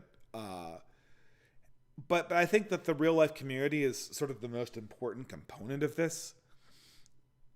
It seems like the right wing is eternally kind of waiting for this moment where the left wing discredits themselves, or where the left wing runs out of energy. And of course, it never happens. I mean, there are some signs that it is kind of happening, where all of the leftist narratives are becoming so tired and so old that I'm amazed that anyone can still believe these things anymore. But we're still a very, very far away from the left wing running out of money or power. I mean, Bosch is at this stage a lolcow. Nobody's taking him seriously. His life as a dialectic actor or as a debate pro or as anyone who reaches out and gets new people is functionally over at this stage, if it ever was an important component of his product to begin with. But he'll continue his career as a guy who reads the news to his horde of sort of weirdo followers, because people in power want him to play that role. He's useful in that role. And because he's useful in that role, he'll get money, probably. But it will not be meaningful in any way. How do you embrace this role? By building community, by trying to create a microcosm. I mean, the thing that I wanted to talk about that I didn't have time to get to was sort of like was sort of a green shoot in the form of matchmaking. And there was an article recently about this. You know, how do we overcome this poisonous dialectic over like in the internet? It's constantly complaints about young women, but young women basically embody exactly what you put into them. They're very agreeable. They're very impressionable. So getting angry at young women is kind of like getting angry at the weather, or, getting angry at the mirror, so to speak. They're a reflection of the poisonous culture. The only solution to this that you see is creating some subcategory, some subcommunity where you can embody health in a age where everyone is embracing unhealth. Not dissimilar to how people have groups of gym bros. There might be groups of people who are interested in having healthy people matched up. Like, I'm married, but I'm very interested in making sure that young women that are aligned to us are all married. I don't think that there's any reason for extended singlehood for young women. Now, because of how the bottleneck works, there are going to be some number of men who are just SOL at this stage in history, and I hope to minimize that for my friends as much as possible. But it's just going to be very, very hard on that side to get everyone married off. But I want young men to be as good as possible for the good of the community, and also so that they can be prospects for marriage. And I think pushing it in this more collective, in obtaining a more collective way of viewing the problem, we can attempt to overcome this as a community, hopefully. Nerve and V-Maker for $10 is the left. It's the left that has no media literacy. Del Toro had to remake Pinocchio because he thought the Disney one promoted blind obedience to a cricket, which could lead to fascism. This visionary was so low IQ, he didn't realize that banging the cricket was an allegory for listening to your own conscience. He also didn't realize that the original source material, which was an Italian nationalist, which again is kind of like, it's not really fascist in the way that leftists imagine it, but in the ordinary values that the original Pinocchio expressed, it was right-wing, because everything that came from a pre-20th century perspective was right-wing in the modern left's imagination. Yeah, Del Toro had no media literacy. Paul Verhoeven had no media literacy. He literally was illiterate with respect to the original book. He didn't read it. He just saw right-wing and slapped fascism on it. Yeah, the left has no media literacy in this regard. And I mean, Del Toro is particularly bad because not only can he not read the subtext and the source material that he's trying to copy, he apparently can't read the literary subtext in his own fiction. He has messages implanted in his own fiction that subvert the ham-fisted political message he's trying to get across, and he can't even see them in his own work. It's not even as subtle as Paul Verhoeven, which, you know, he didn't realize that the image of attractive people fighting bugs would be more powerful than his anti-right-wing political messaging explicitly injected into it. In Del Toro's case, he doesn't even understand that he's inserted a rape scene into one of his more popular pieces of art that communicates the complete opposite of the narrative he's trying to get across. He's very unaware of that, man. Very much like all other millennials, his lack of awareness is, he tries to hide it behind irony, but even that ironic facade is kind of coming apart. I mean, this is why dialectics has to end for leftists, and dialectics can continue for right-wingers, is because right-wingers aren't afraid of mirrors. I mean, we know the flaws of the right wing. I hope we do. Some of us do. I certainly do. I'm aware of the temptations that lie online in particular for right-wingers. The tendency to kind of externalize our problems, to dwell on grievances. You know, this is the things we're dealing with. And, but the left cannot see this in themselves. They are terrified of mirrors. And as such, everything has to be frozen in aspect eternally. Cody Bassett for $3 USA. I am running out of energy. Looking forward to listening to this later. Just had a very heavy conversation with Darth Calhoun, which crystallized the vision of my speech for Tennessee. Are you submitting? Or have you already been pre-selected? I look forward to seeing you there. Hopefully I'll be speaking alongside you. Well, yes, I'm very much looking forward to that. I try to make my speeches more substantial contributions. This is very, very difficult because right now there is, for last year's conference, there's currently no way to get the talks or even buy the talks that I'm aware of. And I would very much want to buy it and at least be able to reference it on my blog, because I thought my speech last year was quite substantive, if I do say so myself. It wasn't just a rehash of my other blog stuff, and I'd like to be able to cite that as a source for future reference. And I might even make them a little bit of money doing that, because people would probably buy it, right? For $3 or $4 or whatever. But I think this is an element that we're still trying to iron the kinks out of, so to speak. for the events, and it makes it harder that there are multiple organizations involved in these events. And I'm not going to say anything more about that because it's highly controversial. But the existence of multiple owners makes it very, very hard to manage this. But thank you very much. I hope to be giving a speech with you in Tennessee too. Good luck on writing it.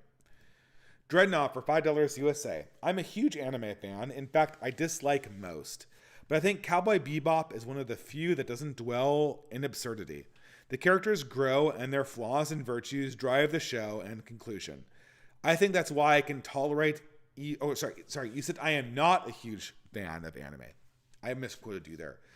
I think that's why I can tolerate it, even like it. Well, I mean, Cowboy Bebop is great. Cowboy Bebop is a Western. It's just a Western. It's a Western that happens to be an anime.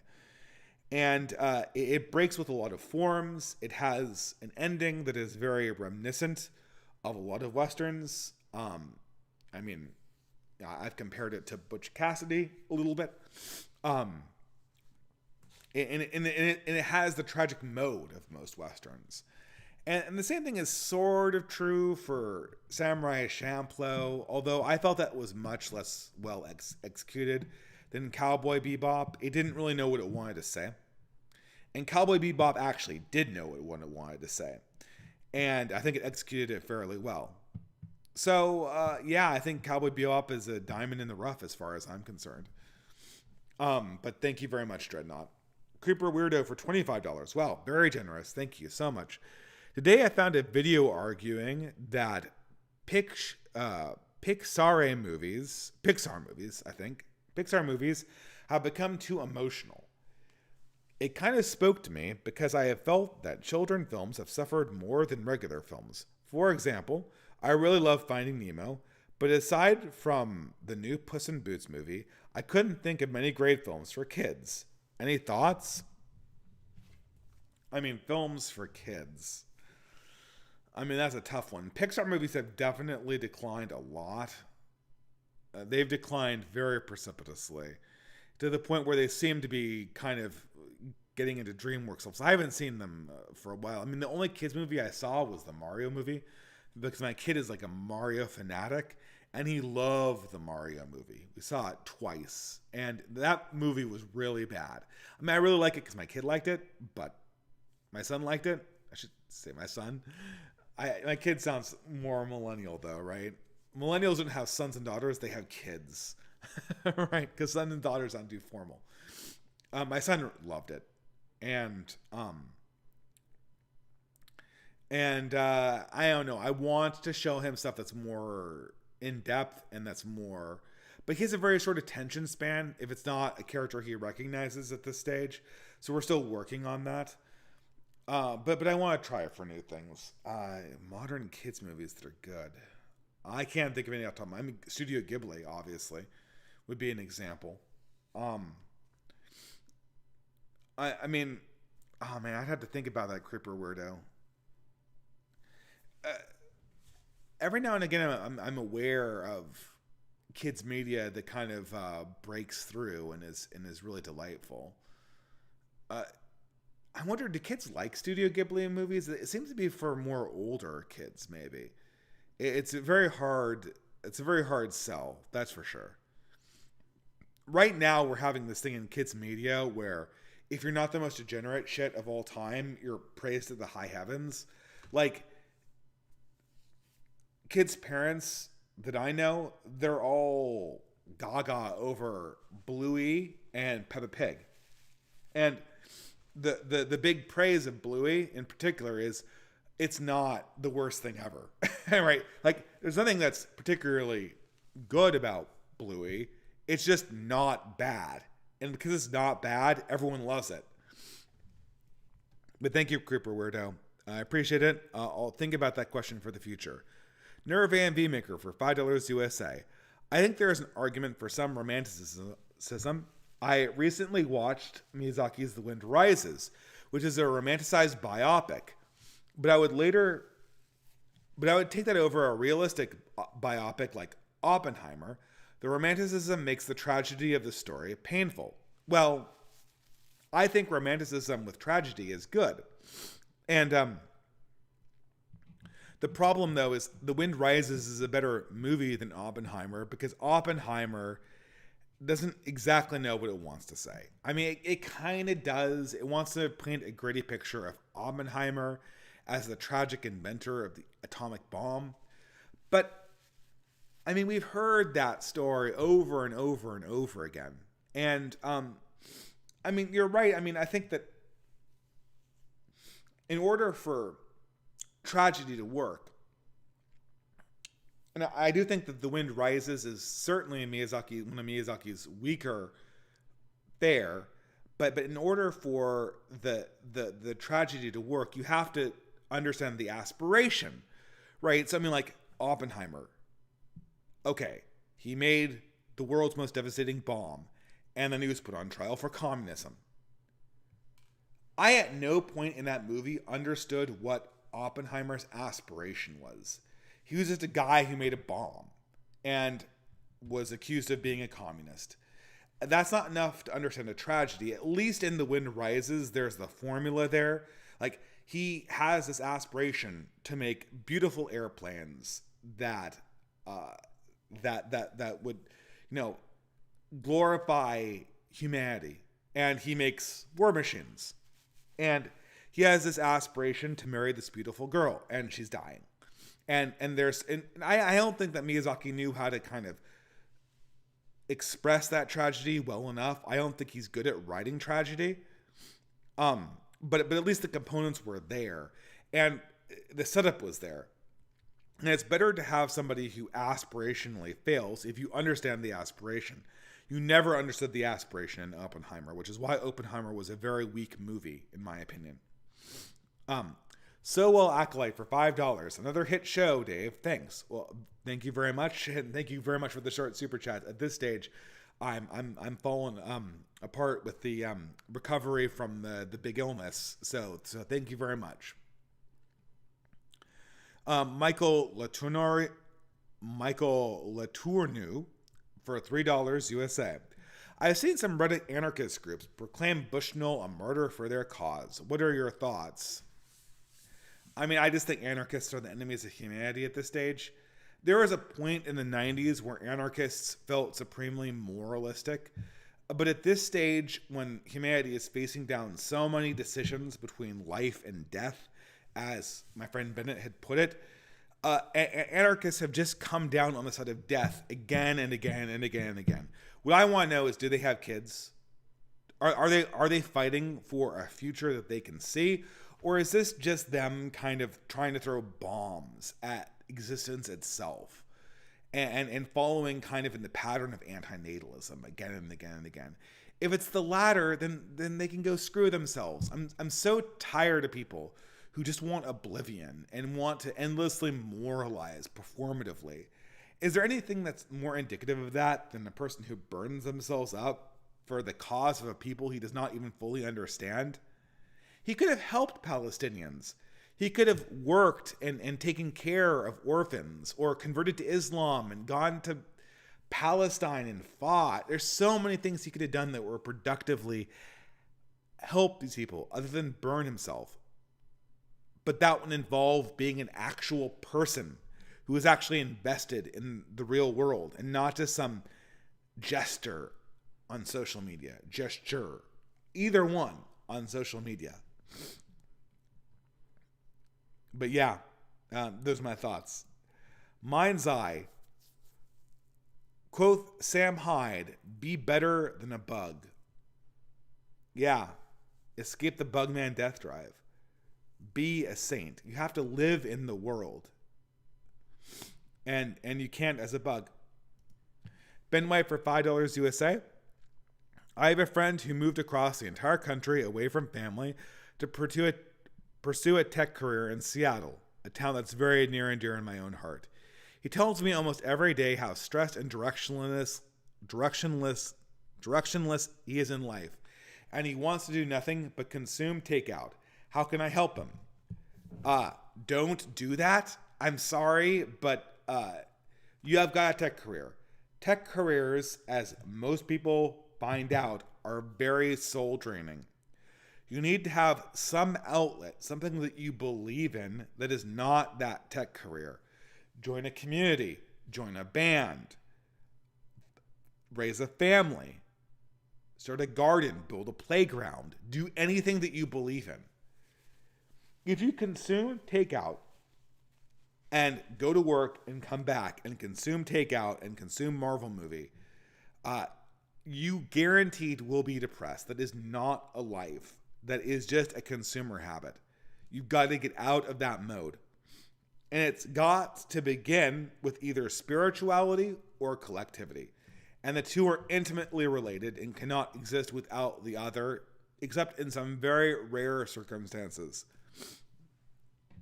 And you have to reach for one of those two things in order to be fulfilled in life. All right, thank you very much, Creeper Weirdo, for $3. If you want to feel sad about how juvenile the current year is, recognize that there is a book about the themes in Batman the Animated Series. Look up The Men Who Watched Batman. Well, I'll certainly believe that. That was a very formative show for many millennials in my age group.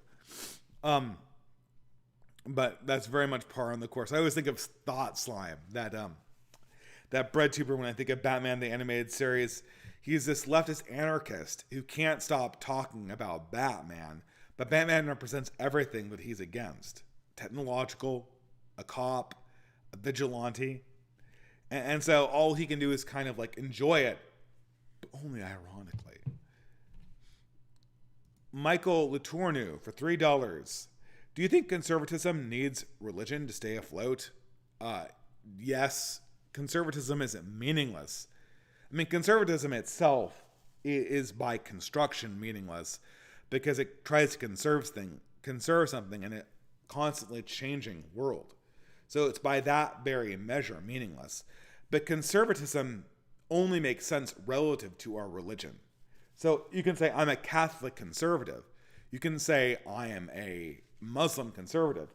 A general conservative, as expressed by someone like David French or Andrew Sullivan, is a meaningless expression. It's a meaningless expression. Anyway, thank you very much, Michael Letourneau. I'll move on here. So will Acolyte for $5 USA. It was funny to find your Twitter. You are so eloquent on stream. It was comical to see some hot takes. Think that there is an element of metamodernism on the right? Well, I mean, we exist in metamodernism. Metamodernism is the state we are in and trying to escape.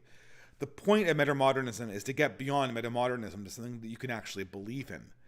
Simply integrating the audience into the product in a sincere mode is not going to work because there are audiences that sincerely only want infinite self-gratification and a consume product. That is the end of metamodernism, is when you realize that if you give the audience what they want sincerely, what they want could be their own self-destruction.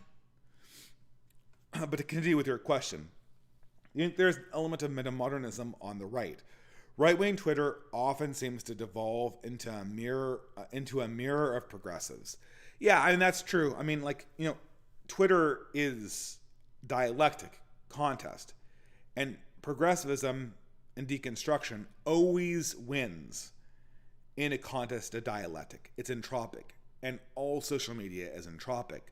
So while progressives are anti-truth, and you can always kind of own them on Twitter, Twitter is a mode of self-gratification and always goes to the lowest common denominator, always goes to the most petty, which is why you have Taylor Lawrence and Lives of TikTok show up and essentially get into a contest of who could be the bigger tattletale.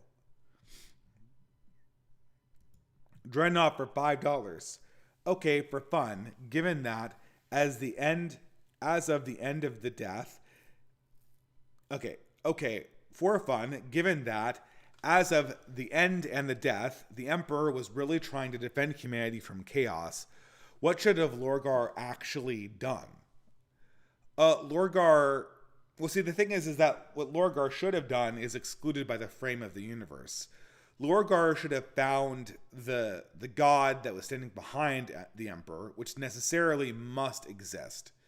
This is the big flaw. The Emperor's existence as a force against chaos implies the existence of holy order beyond the Emperor himself. Lorgar should have found the holiness behind the Emperor, which necessarily must exist, and he should have worshipped that. His decision to worship chaos is like this kind of insane moment where he loses track of the religious impulse in himself and becomes just this image of inversion. Chaos, by its very nature, cannot be worshipped because chaos has no constancy. So all worship of chaos becomes worship of the individual will, which becomes worship of themselves. So all chaos worshippers worship themselves and chaos. Just like Lucifer.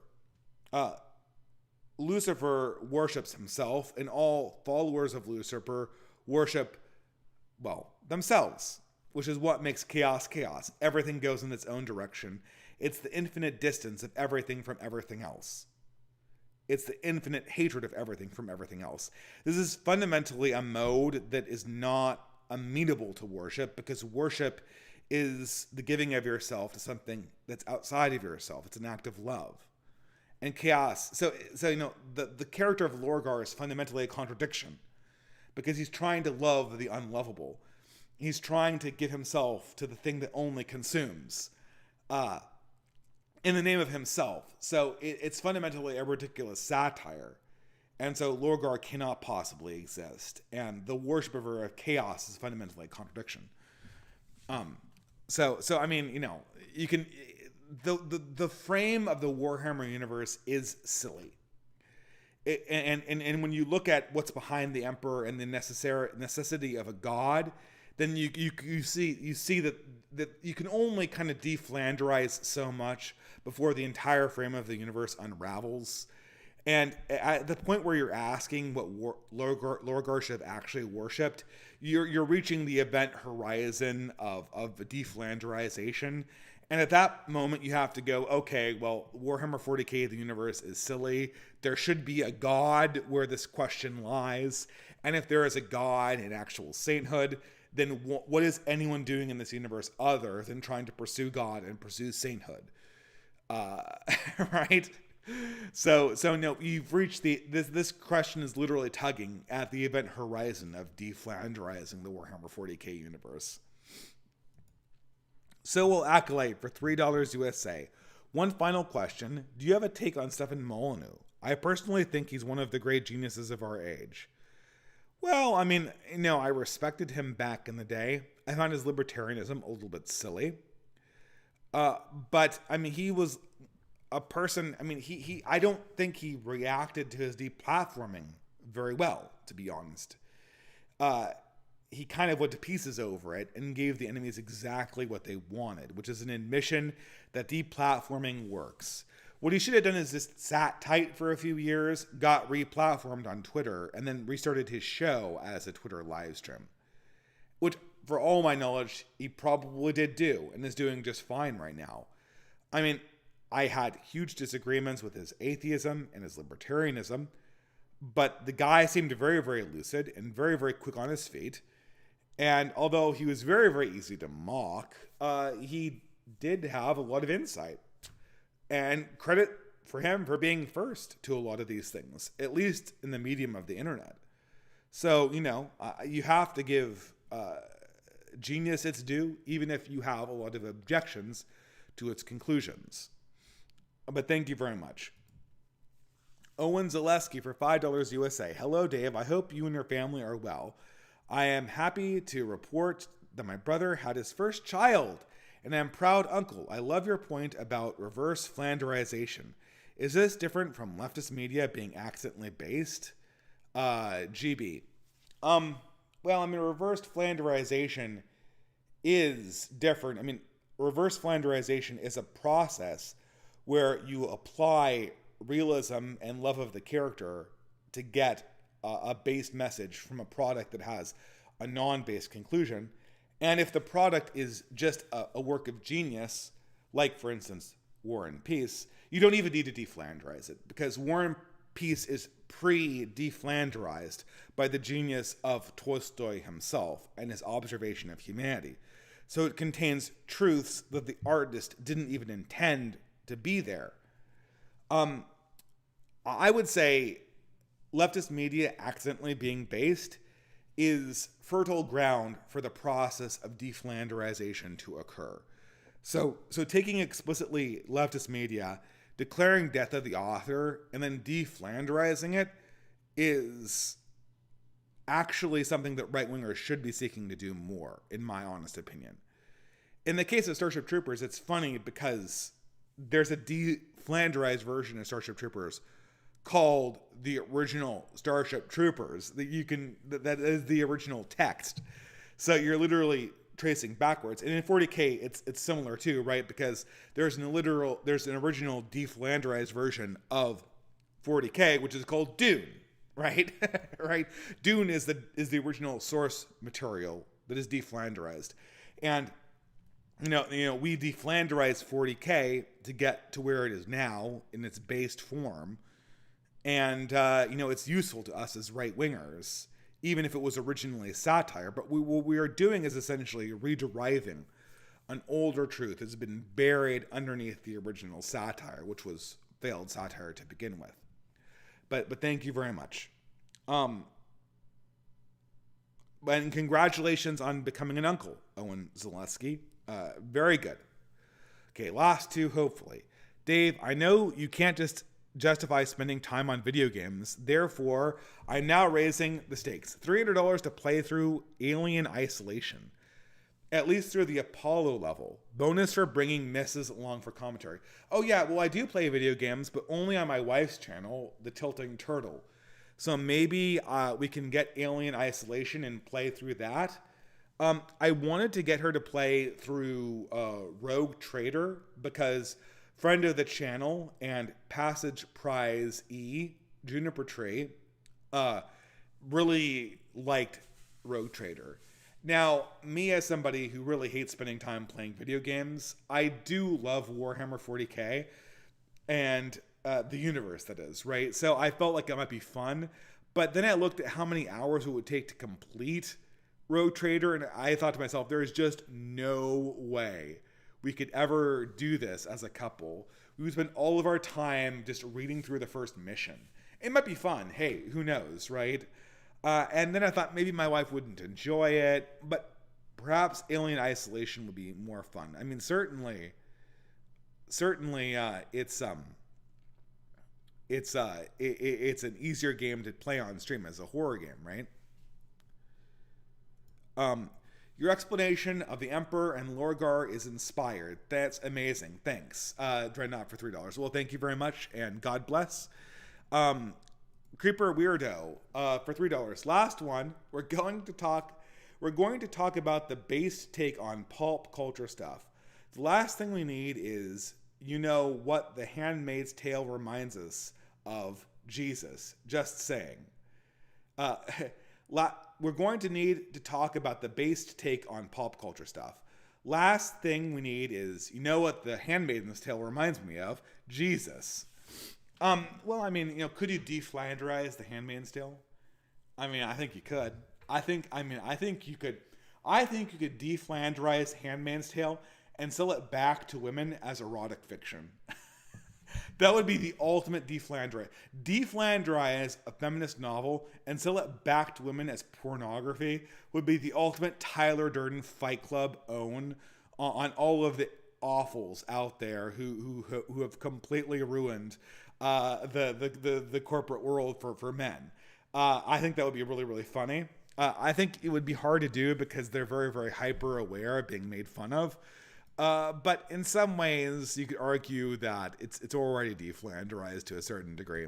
Well, guys, I am very much out of voice and out of time.